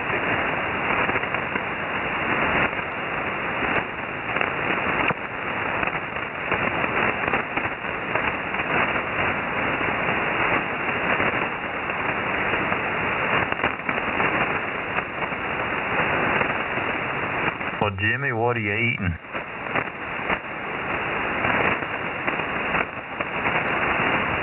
There's my answer. He's in the kitchen, dog. Just came back with 2 tangerines, so that's what I'm starting with right now. I knew he was going to the kitchen. Dog, Eddie, our commander said you must like peanuts a whole lot. How come? Well, I guess that's what I don't know.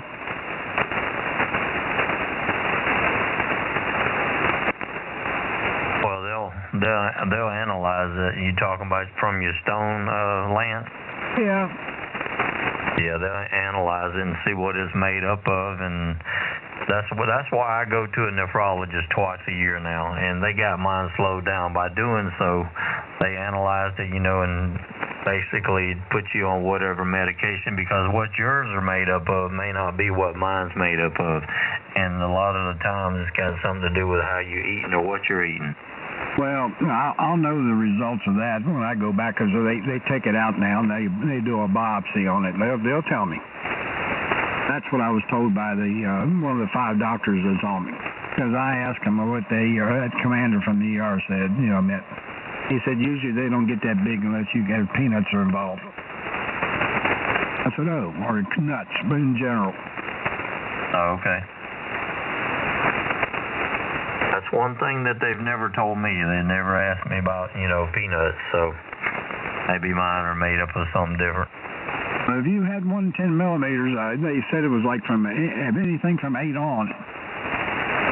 Yeah, I've had 10, and I've had them 6, and I've done lost count how many I've had now, Lance, so I can't tell you what all of them are now.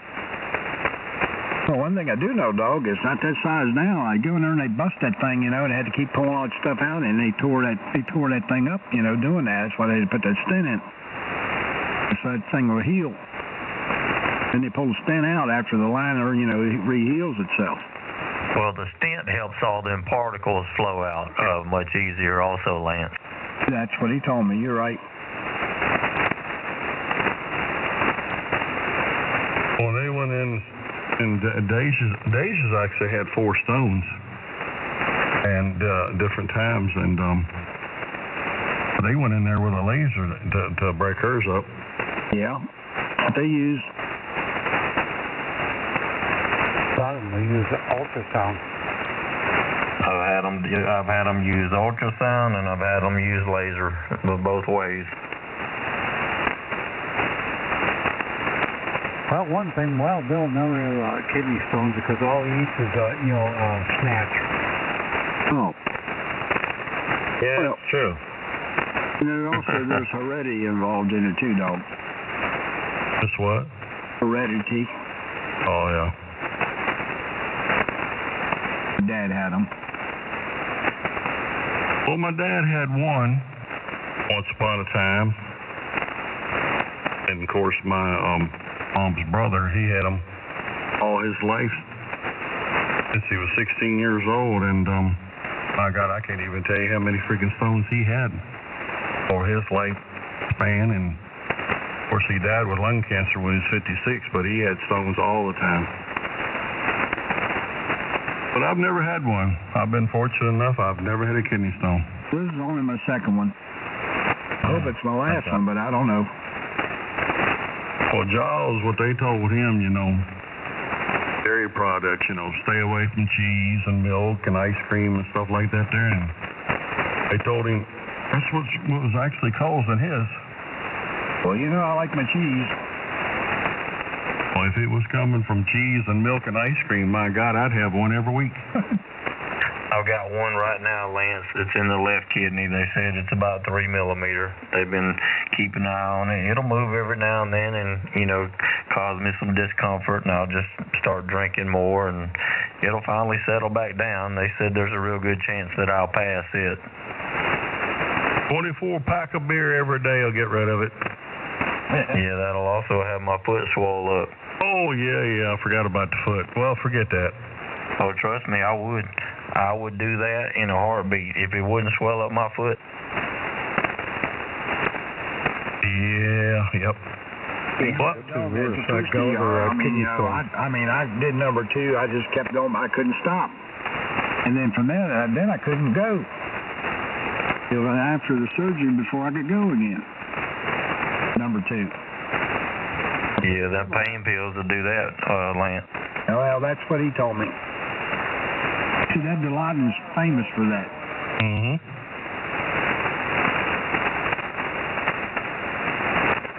There, Mark? I don't think it was Mark. He's still at work. No, Mark's got a new mobile, Lance, and I don't think he's got it set up yet. Oh. Wait, he sell his mobile? No, he just bought a new one, or a newer one, and he just hadn't got his everything put in it yet, an antenna and whatnot. Right. Gotta find a spot first. W4 BUZ. N4TSC 40. W4DOT. N2IXW.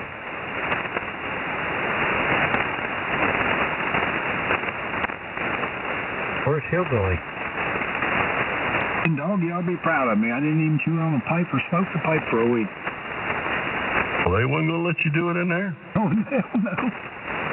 I remember over there at Winchester, buddy, let me tell you, Poodle, Daddy's youngest brother, was in the hospital and stuff there, and by God, he got somebody to bring him some cigarettes, and he'd get up and go in the bathroom, and take some hairspray and spray and stuff like that, and that nurse come in there, went in the bathroom, come out, and she said, Mr. Kirby, do you really think I'm stupid?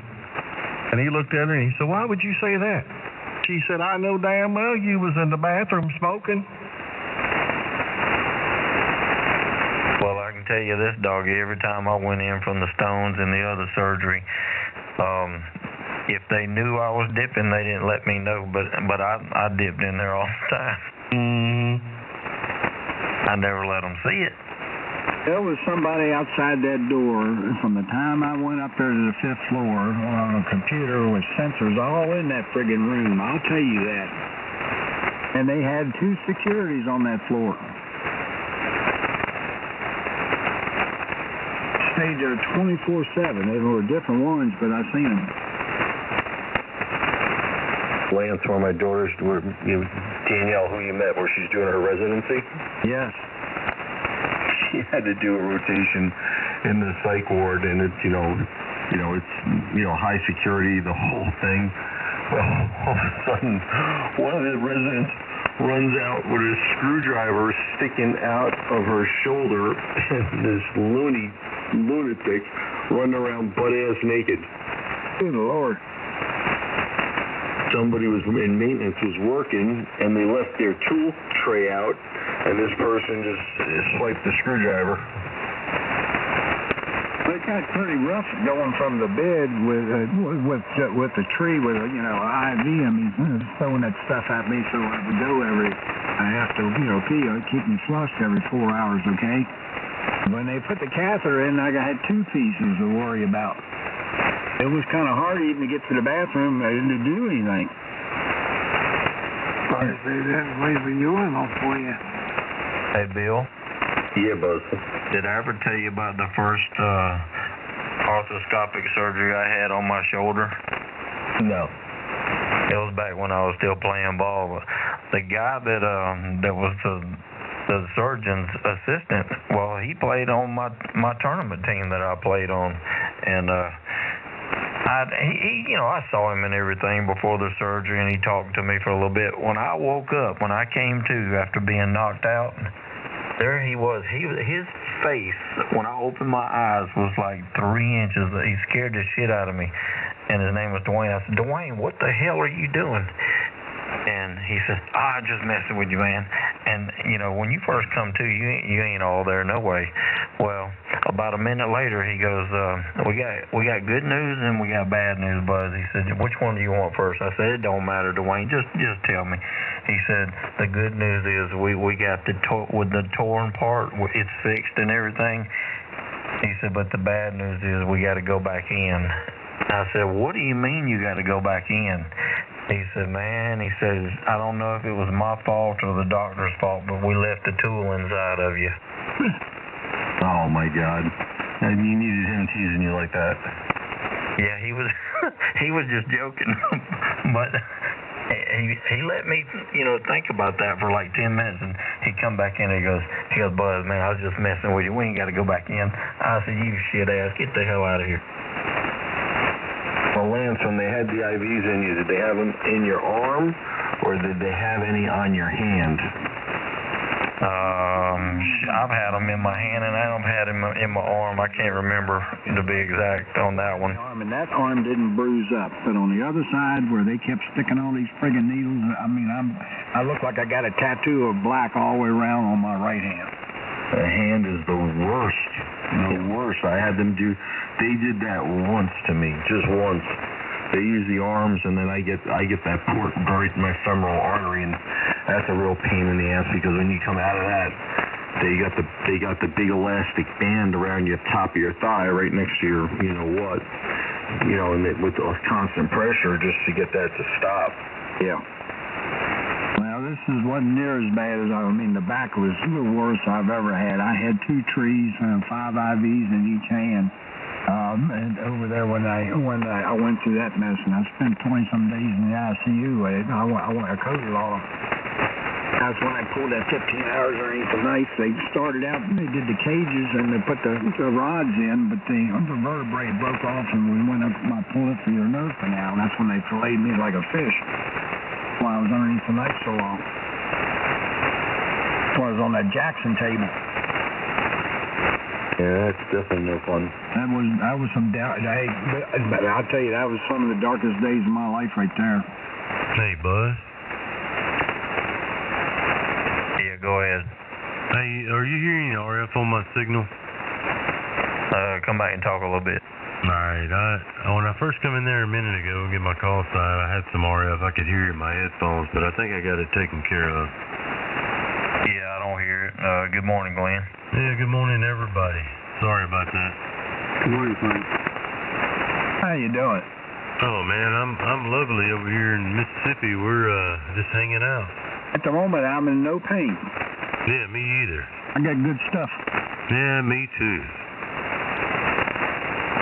I'm about 6 deep on a few beers and might take a shot here in a minute. No alcohol involved. I've just been on some good stuff. I gotta have a little alcohol every now and then. Never hurts.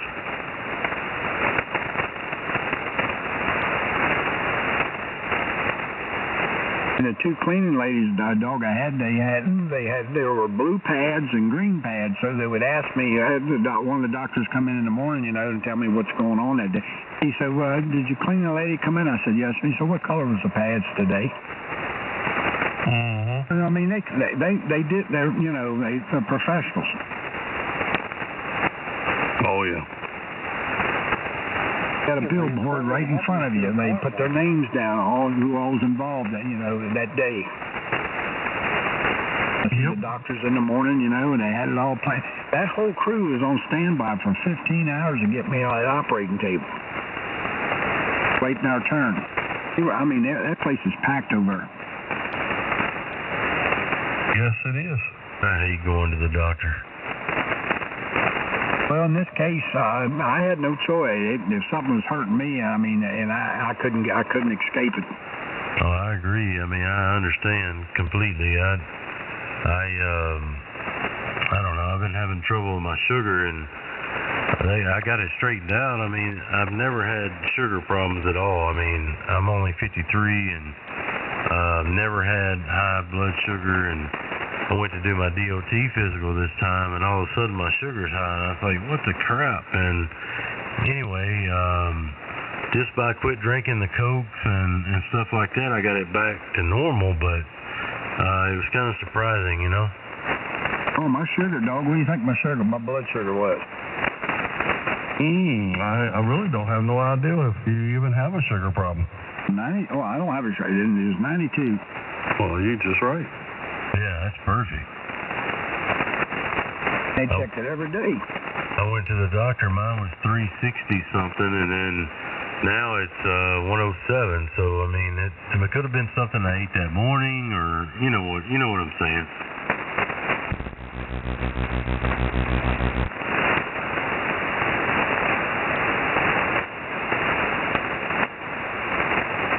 Dog, they had security down around that operating place too. Oh yeah, I know. They all come in and they introduced themselves before they put me under. Who all was there? I mean, that's how I know who all and what all was going on.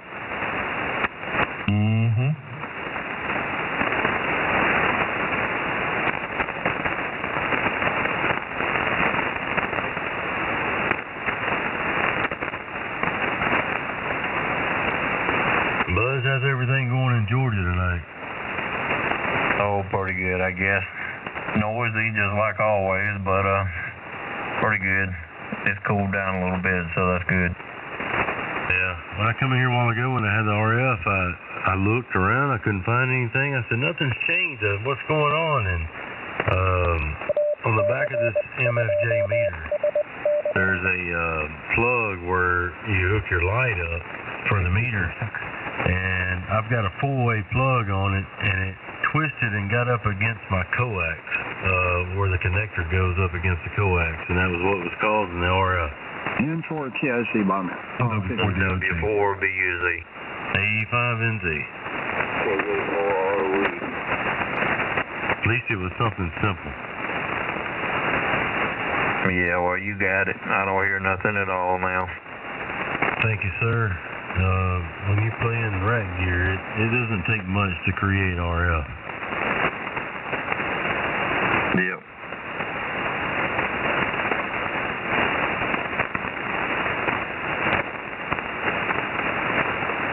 Dog, you doing okay tonight? Yep, doing fine. Good deal. How's the wife doing? Now, that's a different story. Yeah, well, I was just checking up. I've been listening, and I didn't know how she was doing now. Yeah, she's got something going on that just I just don't understand it. She done been to 2 different hospitals and they can't figure it out. And the place on the back of her leg and all there, it's actually healing. It's fading. It's going away. But the pain inside the leg is like it's just a burning sensation, and it just don't go away, and it hurts like hell. And I don't know what to tell her, but she's going to have to probably go down in the city somewhere there and actually see some better doctors than what they are around here. And that's one thing there, Lance. Between the 2 hospitals and stuff there, they could not come up. They can't identify the infection. And she's had 50 different tests, and they just don't have a clue. So I guess she's going to have to go down there to Fauquier or go down there in Manassas somewhere, or even maybe Nova or somewhere. But it's not going away. My uncle's wife had something similar to that, but I don't know exactly what the deal is with your wife or what, but they ended up doing a blood infusion on her. They took all of her blood out, put new blood in, and over a period of time, it took care of her. She had the same deal. She had a spot on her leg or her knee or something. I can't remember where it was at, but it started healing, but she still had the pain like what you're talking about, and they ended up doing a blood infusion, and over a period of time she got better. So I don't know. Yeah, well, this is up above her ankle on the back of her leg, just above the ankle, and it got as big as a baseball, and it was red. I mean, red, and it changed colors. It had like a dark blue in there and a little bit of black and stuff like that. But that's actually, going away. It's lightened up considerably, and you still can see it, but it's very light. But the pain itself, that's not going nowhere, and I don't know. I've never seen anything like it. Yeah. Well, I pulled two ER bills. To get where I got as quick as I got it done, and it had to be done. So like yesterday, dog. And I had to wait a day just because get my turn. But that's better than not waiting a month at a time. I wouldn't be able to stand it. You said it's a good thing I got in there. You know what really pissed me off with Winchester? Yeah, I'm sure there's a lot that's ticked me off about it, and I got a couple of things clarified and straightened out too. I got my chart straightened out for it. That's another story. No, this is the thing. They said, if it doesn't clear up and all there, come back to the emergency room, and they'll go in. They'll go in and take a biopsy. Now tell me, for the length of time she's been dealing with this, how come nobody's done a biopsy on it? There ain't nobody done a biopsy yet. Well, that's one thing I know. What they do, where I was at, and what they did for me, I can only talk. And I'm telling you, they had all bases covered on 5 different levels of my previous health, the health that I had each day. there's nothing they didn't cover. I'm in there to get a stone out, and they're checking everything. Oh, yeah. Well,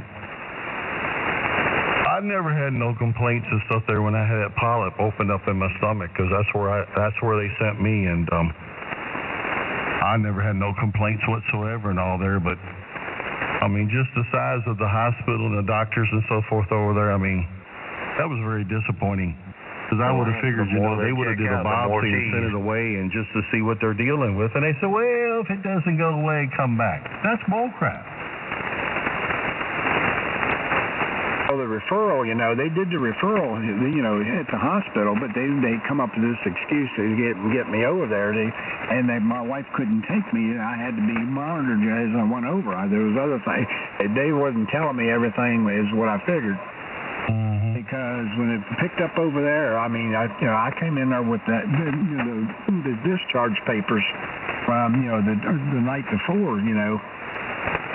And I didn't fool with them. They told me that they had to start all over again down here. In other words, go through this. I said, no, I've already done a scan. You know what I got.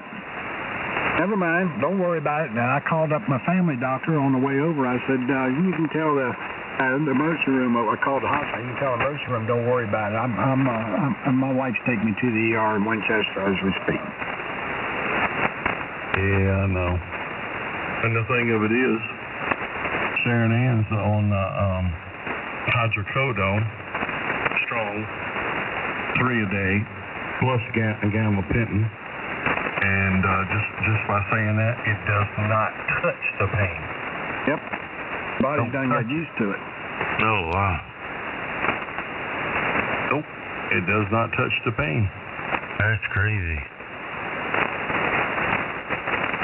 It's just like Glenn, she was telling me there, you know, and she's told me a few times, it just feels like it's something on fire inside the leg. I mean, it's just burning. Yeah, kind of like acid or something being on your skin, I guess. I don't know.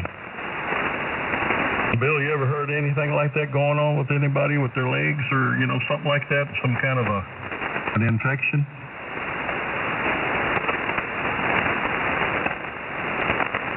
I lost Bill. Does she have sugar problems or anything like that? No, sir. I'm the one who's got the sugar problems, but no, Sharon Ann is never had no sugar problems, no blood pressure problems, or anything like that. I mean, she's in pretty good health, tell you the truth there. I mean, she just went through the full thing there with the cardiologist and stuff there, because she's had swelling in the legs, ankles and feet swelling and stuff like that, and a lot of fluid and stuff there. So, you know, you go check your heart. Well, they checked her heart, all, you know, them different tests and stuff there, and her heart's in great shape, her lungs are in good shape, her kidneys are in good shape, and yeah, she still has swelling in the legs. Man, that's strange.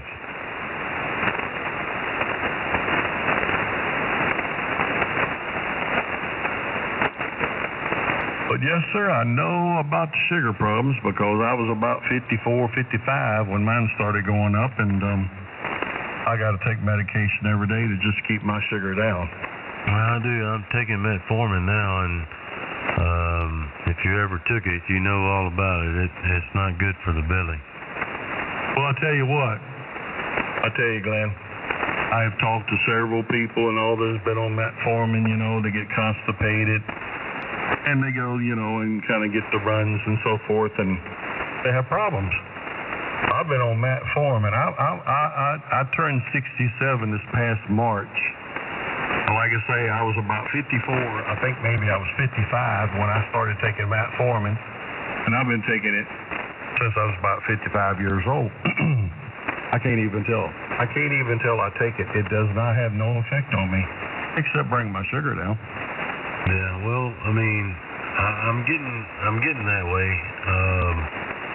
When I first started taking it, it gave me a little trouble, and the way they put me on it, you know, was 1 pill in the morning, and then they moved it up to 2, and then 3, and then 4. So I take 2 in the morning, 2 in the afternoon, or 2 at night before I go to bed. So I changed it up a little bit, because You know, I drive a truck, so if I take 2 in the morning, I eat breakfast and then I take 2. Well, it was kind of messing with me some, and so I kind of changed it. I eat my breakfast and then about lunch I take it, and I stay up pretty late anyway, so around 11 or 12 at night I take the other 2, and I don't have any problems anymore. I pretty much, I can't even tell I take it.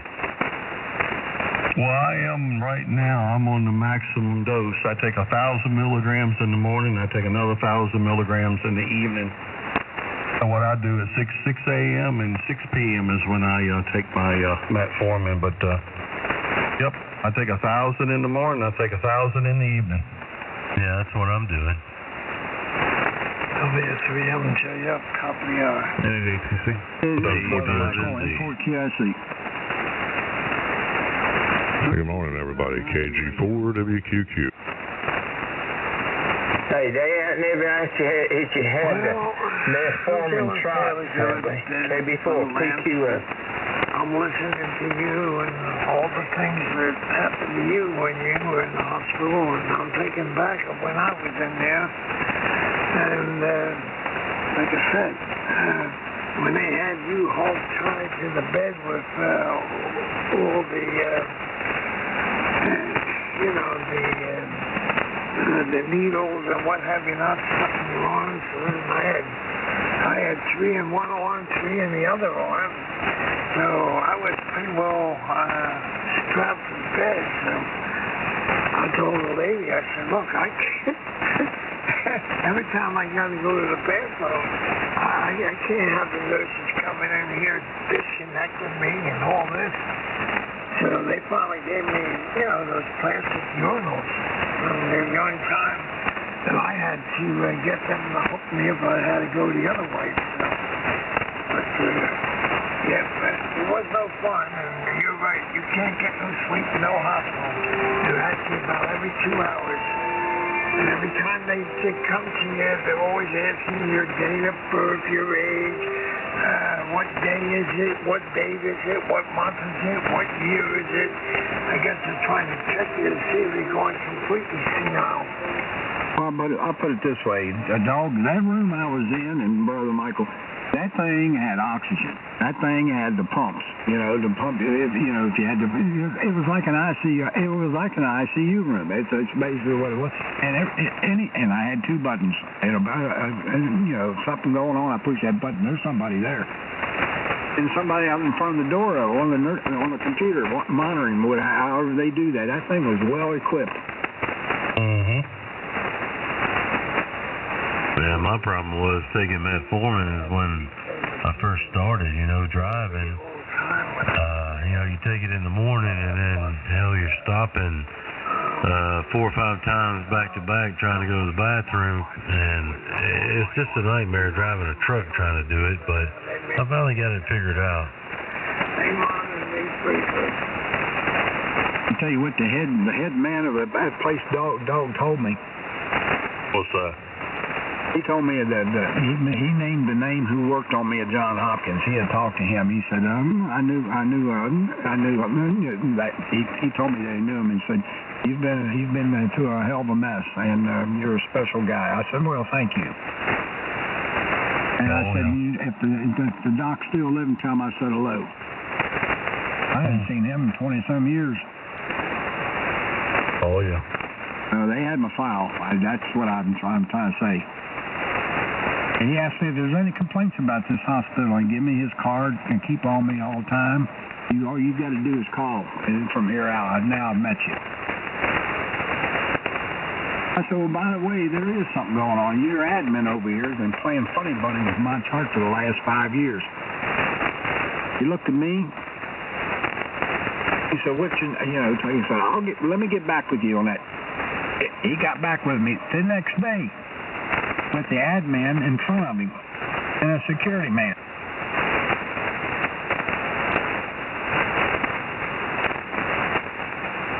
Yep, well. They don't play games. That's the way it should be. I don't know what happened to him, but, he didn't have no answers for what was going on. They had him. Just don't go to Front Royal Hospital. Well, I know what you're saying. Yeah, I can't say much good right now about down here. I'm serious. When Sharon was up here up here at the front row,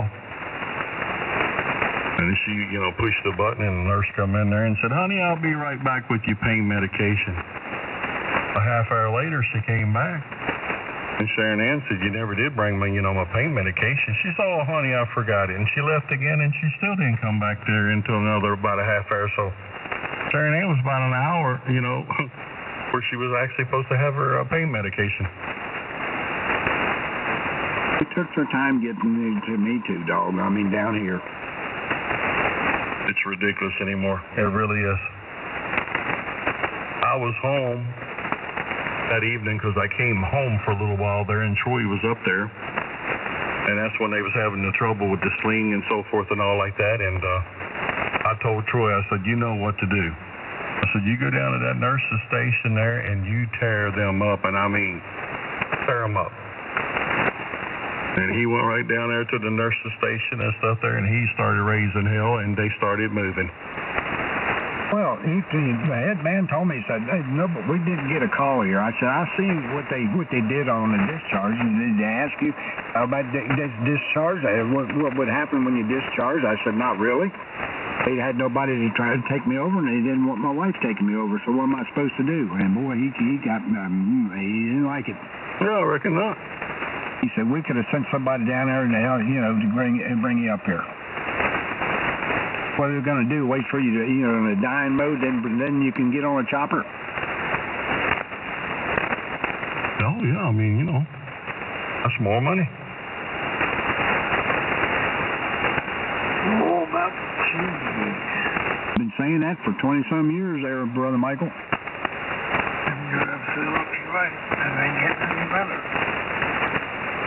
Old boy out here on 619, when he wrecked that motorcycle and hit that telephone pole out there, they flew him out down there to Nova. And do you know what kind of bill that it cost to fly him from off 619 out there to Nova? 50. Well, it wasn't quite that bad, but it was $32,000. Yep.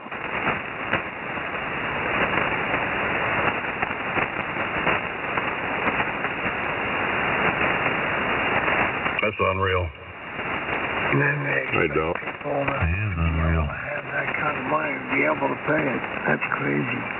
If you didn't have no insurance, they wouldn't even have flown you. Well, unfortunately, he did not have no insurance. Yeah, but they still got to fly you. Yeah, they flew him. He'll probably be the rest of his life there, even trying to even pay off the bill. But nope, he did not have no insurance whatsoever. Well, just like I found out about Mom, she don't have no insurance, and they had a free clinic down here, and I found out from them 5 years later after I had to. It cost her $4,500 to put them 5 stitches in, And she said, "Well, we got the forms for assistance on your if she's indigent, I said, "Well, nobody never said a word 5 years ago, and the $4,500 came out of her, on that." Hey, really? But they got forms that you fill out. That's the thing. By law, they got to treat them, and by law, if they just pay it was only $1 a month. I mean, that's as long as they're paying. Bend over, grab your ankles, cause they're gonna do it to you. Well, they're supposed to be, but they got people right at the hospital and all there for people don't have no insurance and stuff there, and they got different ways to get certain assistance and stuff like that there, and they supposed to work with you. Well, that free clinic told me because for her age, you can bring her down here, we'll look at her, but if it shows she's going to the ER. So in other words, is it a free clinic? Yeah, I reckon it is, because they don't do nothing. Yeah, really. And the age has got everything to do with it too, dog. And that's getting worse all the time too. Yep. I done been that route trying to get help for her, and I was going to make her go. She don't believe in doctors, and I can see why. Hey, anytime you need to go to the hospital, go through the emergency room and tell them you're having cardiac problems. They will take you right back in, because if you tell them it's a cardiac. And on the weekends and stuff, these doctors and nurse practitioners, they're contract. They're not employees of the hospital. They're contract employees. KB4PQF. AE5NZ. W4DOG. N4CSA 10 passed. KG4WQQ. Hey, Richard. Hey, Richard. Well, good morning, everybody. Dog, you think that spot on your wife's leg might be a spider bite? They done checked her for all that there, tick, spider, the whole 9 yards, and actually they put her on dicycling, and she's still taking dicycling right now, but no. They done checked all that out, and it came back negative, so they ran 50 different tests there, Richard, and right now, I don't know. They just don't know. Well, that's just wild as everything.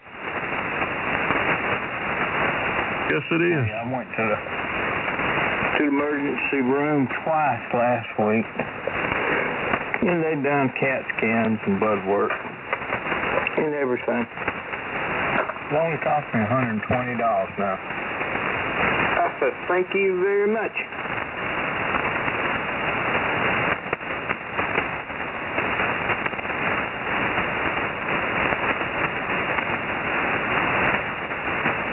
The only other complaint I had is, I tried to call. They gave me those numbers on the first discharge when I discharged myself, out of that first emergency room down here, because I had no way to get me over there because they had to have somebody to monitor me. I said, okay, I understand that. I'll come back in the morning.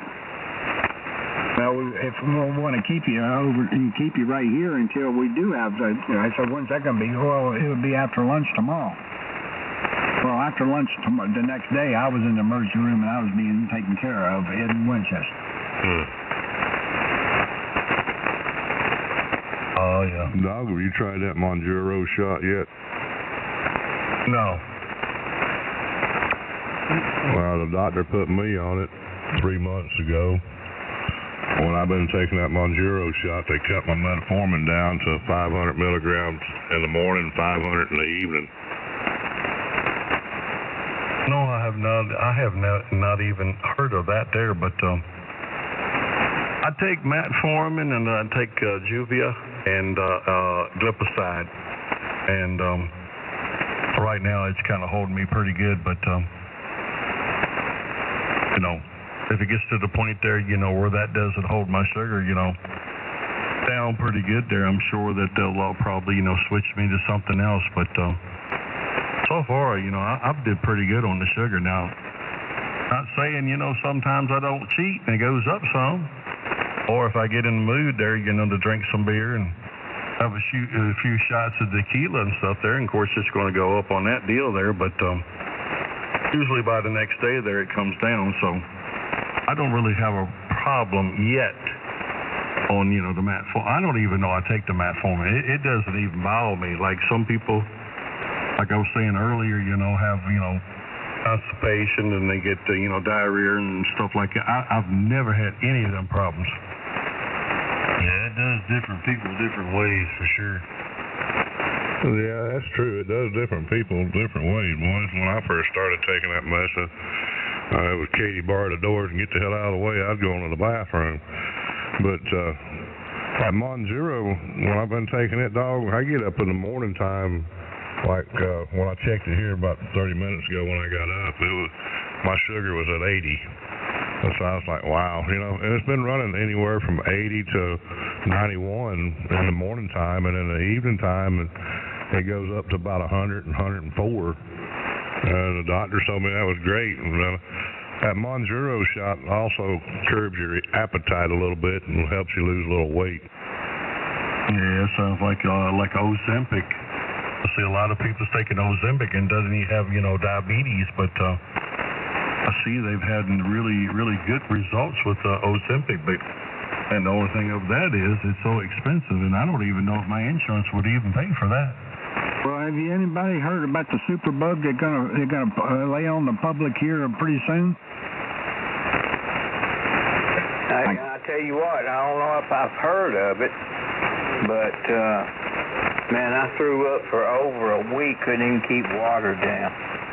Went to 2 urgent cares, in the hospital twice. They did everything they could check me for, 72.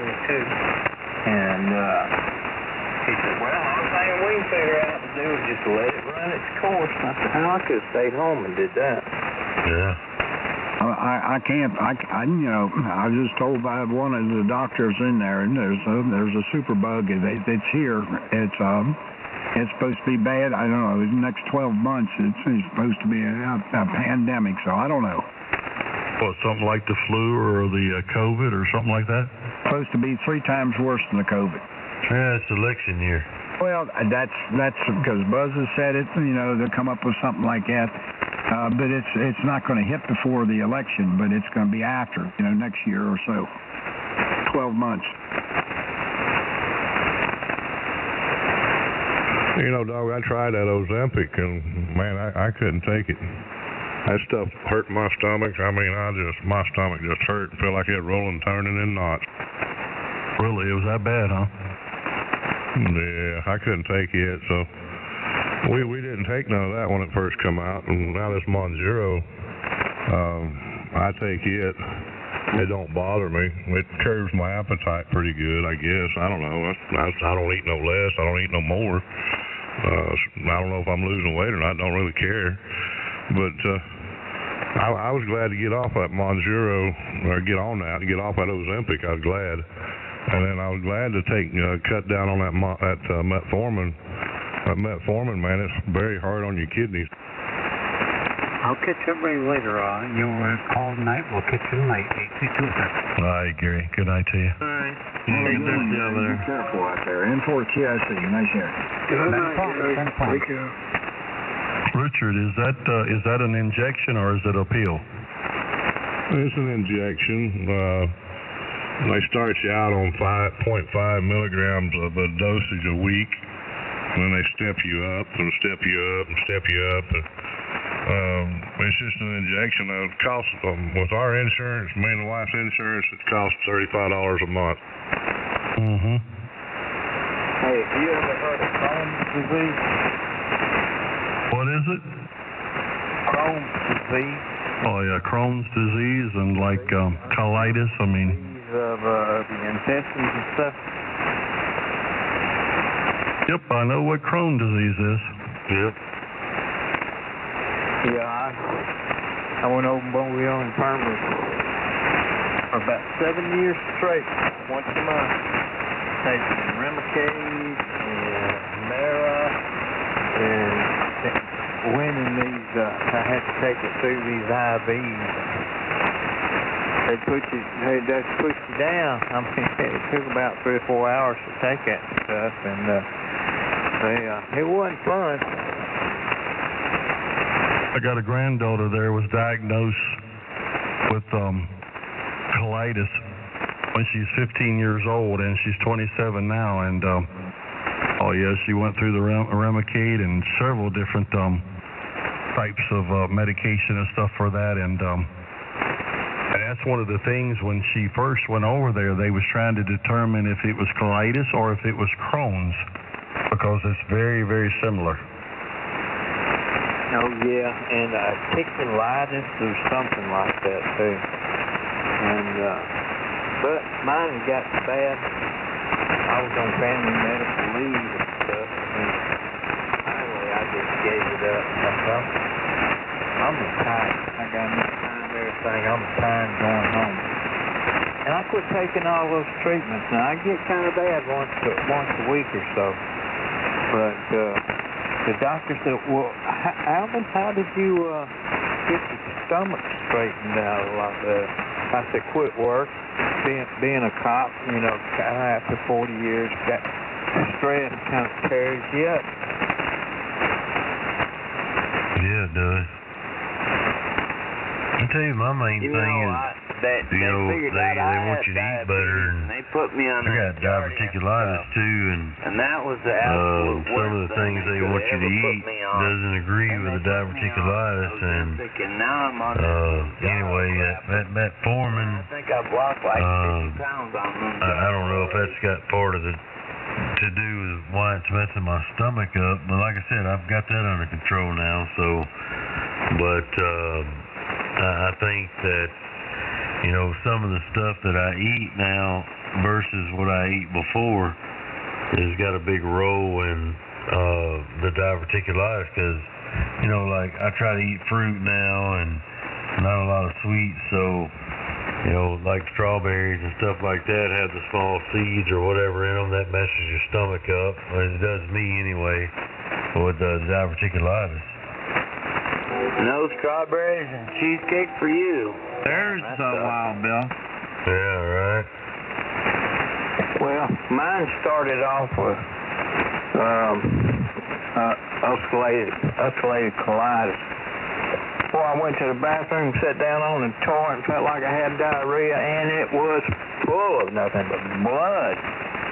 Man, KG4 WQQ 20 out. looking up my butt, throwing scopes up it and everything till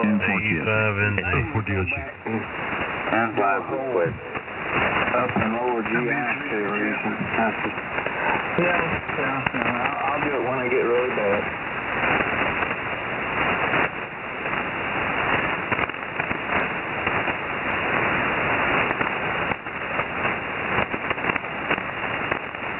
And the worst thing, dog, What's up? was I had to depend on somebody else and try to help keep, watch Mom, and nobody was watching. She wouldn't let nobody in. And that's awful. Yeah, you're not kidding. I called her on the phone, and I told her, I said, look, I'm in a place I can't get to you. And, you're going to have to let Debbie come in. She'll just come in and bring you some. Do you need anything, first of all? And she did say, well, yeah, she can bring me some milk. I said, okay. And after I did that, then, everything was okay. But she wouldn't let nobody come in but me. Yep, that makes it tough. Yeah, it does.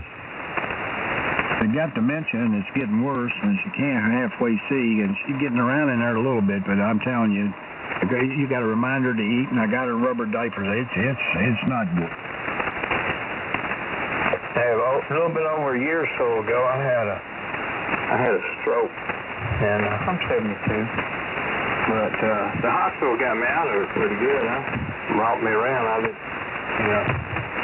But let me think where I was going with this.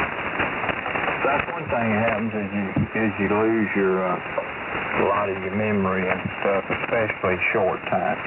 And but they put me on all kinds. I had nurses coming by here, three different nurses a week, and carrying over me in all kinds of rehab and stuff, and they really did good. I mean, they got me down to a hospital and put that clot reliever stuff in me, and then it was all over, and I was in there for a week. Doctor coming by every day. Alvin, where you at? Fairhope. No, you're not. You're in Crowley. Till I got all that stuff straightened out. Yeah, that's one thing about being a truck driver. I mean, I do a lot of sitting, driving across country or whatever, so I try to stop about every couple of hours now and get out, and even if I stop at a rest area or whatever, I try to get out and walk around the rest area for 15, 20 minutes or whatever to get my blood circulating and everything in my legs and stuff. It helps a lot. What kind of truck you drive? W900 Kenworth. Oh wow, one of them old Kenwoods. Yeah, back in 73, I bought a Brockway. You ever heard of a Brockway? Oh yeah. We call them old Yankee trucks. But it was a tandem, but it was huge. And I could haul twice as much as all the little gas units and stuff was pulling. And it didn't have no air in it or anything. It was 2x60. And it had the guy bought it up over at Long Lewis Ford in Birmingham. He says, what kind of engine you want in it? I said, a V8. like 350 or something. I'm thinking V8 like in a car.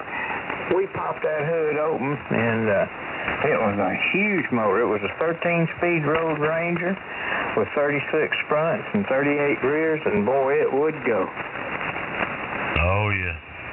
Well, mine's a 2016 Kenworth W900. It's got a 600 horsepower Cummins in it. It does all right. Day truck, or it got a sleeper on it? No, it's a sleeper truck. 332-inch wheelbase. It's a big truck. That thing has got the twin blowers on it. No, mine's a single turbo, but it's still got plenty of fire. Got a big one on it. Uh-huh. Hey, I was up at Loxley here one day, and a guy pulled up with his tractor trailer, and it had a huge sleeper on it, huge. And I asked him, I said, what's that tank for, water? What's that tank for, dark water and stuff? Damn, you mind if I look inside? No, my wife be happy. She likes to show this off. And it was like you took a dual-axle travel trailer with all the accessories and just bolted it onto that truck. Oh yeah, I'm in the moving business, so we got a lot of big. They call them ARI sleepers. They got stove, refrigerator, microwave. Got a toilet, shower. Some of them got washer and dryers in them. But anyway, yeah, I see a lot of them. Well, you know, if you're gonna make money, and if the wheel's not turning, you ain't making any money. Man, you get as comfortable as you get. Drive that 8 hours, pull over, sleep about 6, 7, get back on, crank back up, and take off again. Keep them wheels a turning. Oh yeah.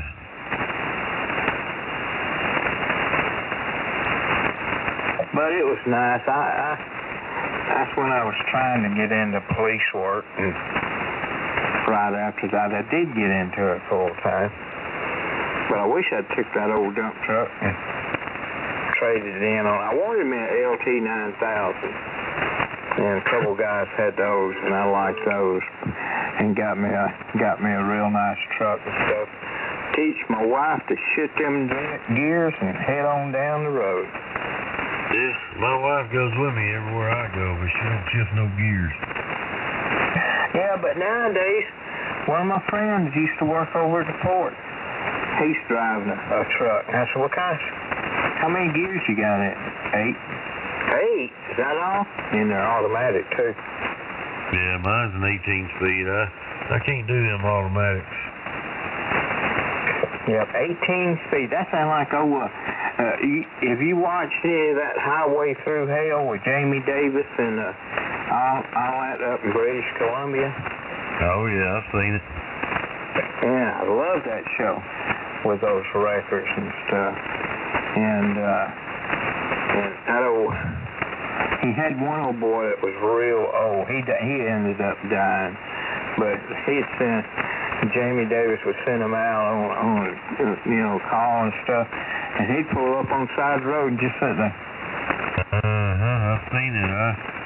I used to watch that show all the time. They got a lot of money tied up in them records. Oh yeah, the very first one that he got rid of that he really hurt was that rotator, and I think he had like 500,000 or more into it. Beautiful truck.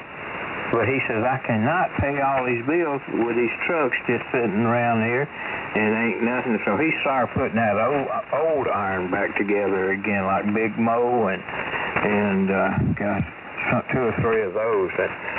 And he'll tell you real quick, they ain't good riding trucks, but they good working. Oh yeah, they get her done. That's right. I'd like to go up and ride with him one week and see. I watch it. It comes on History Channel down here. So, and Ice Road Truckers, and Oh, Rick, that Yankee guy, I sent him home. I fired him. Man, he tears up everything he sits in. And for the QICL 30. 85NZ. KD4 WQQ.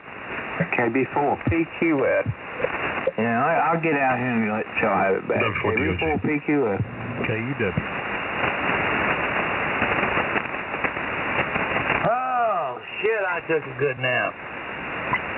It's always good to get a good nap. Hillbilly, you done passed out?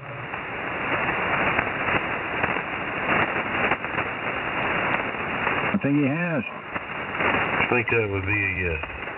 I think my friend's back, dog. Mm-hmm. Good morning.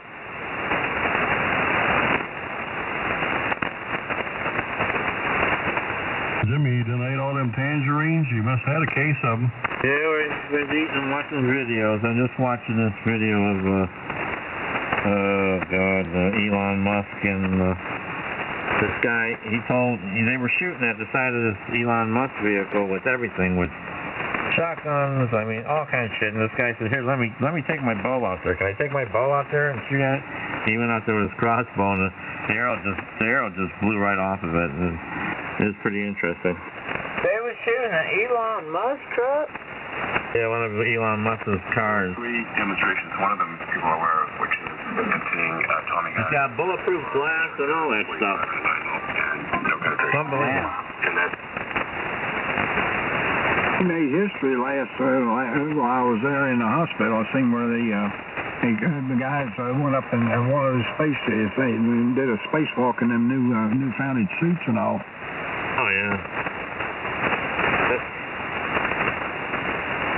I'll tell you what, that guy is really, really smart. Man alive. He was just talking about a pair of eyeballs that he made.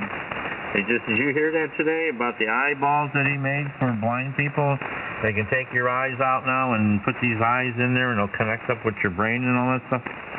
You got a chip back here at the bottom of your skull. It's amazing. Not only is he smart, he's super rich. Yeah. $6 million man, I think, is alive and well, dog. Yeah. I think you got to add a few more to it nowadays. That's for sure. Those eyes he's talking about, I was told that they can do thermal. Yeah, did you see that, doggy, about the eyes? No, I didn't see that. Oh, my God, yeah, they made a big thing about it today. Unbelievable. Well, I don't think there's any way Trump's going to lose this election. Let's hope not. Too big to rig.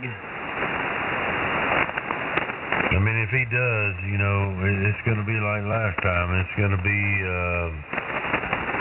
a bunch of BS going on.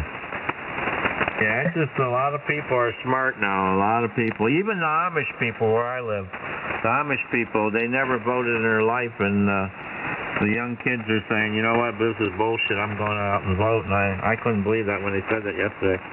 Yeah, but Jimmy, it's a lot of people voted last time too, but it was all rigged, and I don't care what anybody says. It was definitely a rigged situation. Yeah, it was.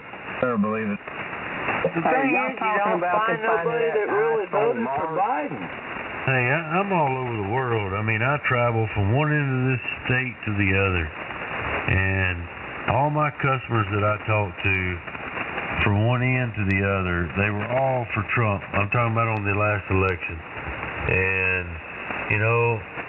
they were all for Trump. I didn't talk to anybody that wanted Biden in there. And I'm talking about hundreds of people. And I know there's billions of people in this world, but I'm just saying, not one of them that I talked to voted for Biden. So, I mean, I'm talking about on the East Coast, all the way to the West Coast. It was a bunch of BS. Yeah. Called cheating. Oh, he's going to get out of office. I hope he gets beat, but before they get through with a chairlift on Air Force One. Well, he's not running the country right now. We all know who's running the country. Yeah, you ought to have him dressed up in a little pimp outfit, and old Harris with a cheerleader outfit, bouncing around a couple those pom-poms. You know, my other concern is who in the hell nominated Harris, Kamala, to run for president? We didn't even get a vote. I mean, they didn't even give anybody an option to say, hey, she's a nominee. Yeah. She just all of a sudden pops up, and there she is. She's running for president. That blew my mind. 14 million votes, whatever the hell it was, 140, whatever it was, they give it to her, and they never did it legally. No, that's a bunch of... man, it just pisses me off every time I think about it, but, I mean, what do you do? They're making this stuff up and they're blatant about it. They make a lot. They do, and they don't go by nobody's rules, only theirs. Yeah, that's it. It's only their rules. Nobody else matters. And the Teamsters back Trump. They've been doing it for years. They're the ones that are a threat to our democracy, in my opinion. And that's all I got to say about it. Hey, is Trump or Biden what's them guys that carries the little aprons in the front and got the tools? The Teamsters nominate Trump. Yeah. Mm-hmm.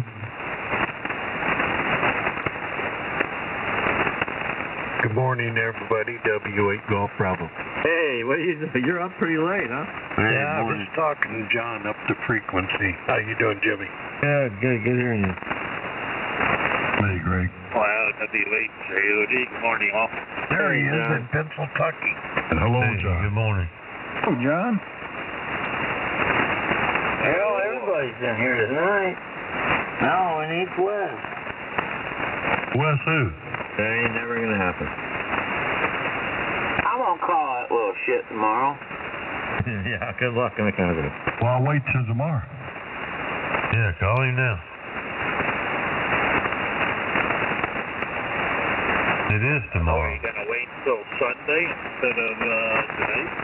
By God, it is 1:30. Hell, I must have fell asleep about 11 or 12 o'clock. Without your strawberries? I just got done eating my strawberries and cheesecake. Did you really, man? I can crave some of that. Yeah, me too. That's some good shit. Yeah. You know, I eat half a bowl of that stuff every night, and I'm still losing weight. John, are you driving right now? Are you in the rig? Yeah, I'm over here at the Turnpike just north of Pittsburgh. I'm at the, where are we at? 155 mile mark. Roger. Wow, you're working the weekend, huh? Well, I work Monday night through Friday night. This is my last night. Not at the 155. I'm at the 55. Actually, the 555, 55 and a half mile marker right now. Yeah. You ain't doing bad for a mobile. I'm in Mississippi, and you got about an S9 down here. Oh, well, wait a second. I'm remoting. The home station, FTDX 10, with an RF kit amplifier, got about 1100 watts of fan dipole, expecting 45 feet up. No, it ain't nothing. This was strictly a mobile signal. I'm remoting the home station. Oh, okay. Well, that makes sense then. Yeah, he's kicking ass for he's kicking ass for remoting. Maybe I need to do that. Yeah, I love it. What do you got on them? Plan how nice that is. He remotes that through that K2 amplifier he got from one of them boys out there in California. That K2 amp. It's the German amp, the RF kit. Yeah, the RF. What the hell am I thinking? The FTDX 10, blue pair, Bluetooth headset, cell phone. That's 15 watts out of the FTDX 10, giving me about a little over 1100 watts out on the amplifier. Yeah, that's pretty good. When I run mobile in the 18 wheeler, I run an ICOM 718. I had an amp, a kilowatt, but it did good. But running remote seems a little easier, I guess. They ought to come out Oh, with yeah. 718 Mark 3 or something. That's a good 2000, radio. they left 500 square feet antenna. The W2I-way ATN EQ Plus. People would say that you're mobile because my signal wouldn't fluctuate as well. I ran 4 welding cables onto the frame with 3-inch wide polyphaser over top 1-inch wide braided ground strapped onto the frame. And then I took 33 feet of wire and wrapped around the bottom edge of the truck with standoff. Built my truck. I could do what I wanted. And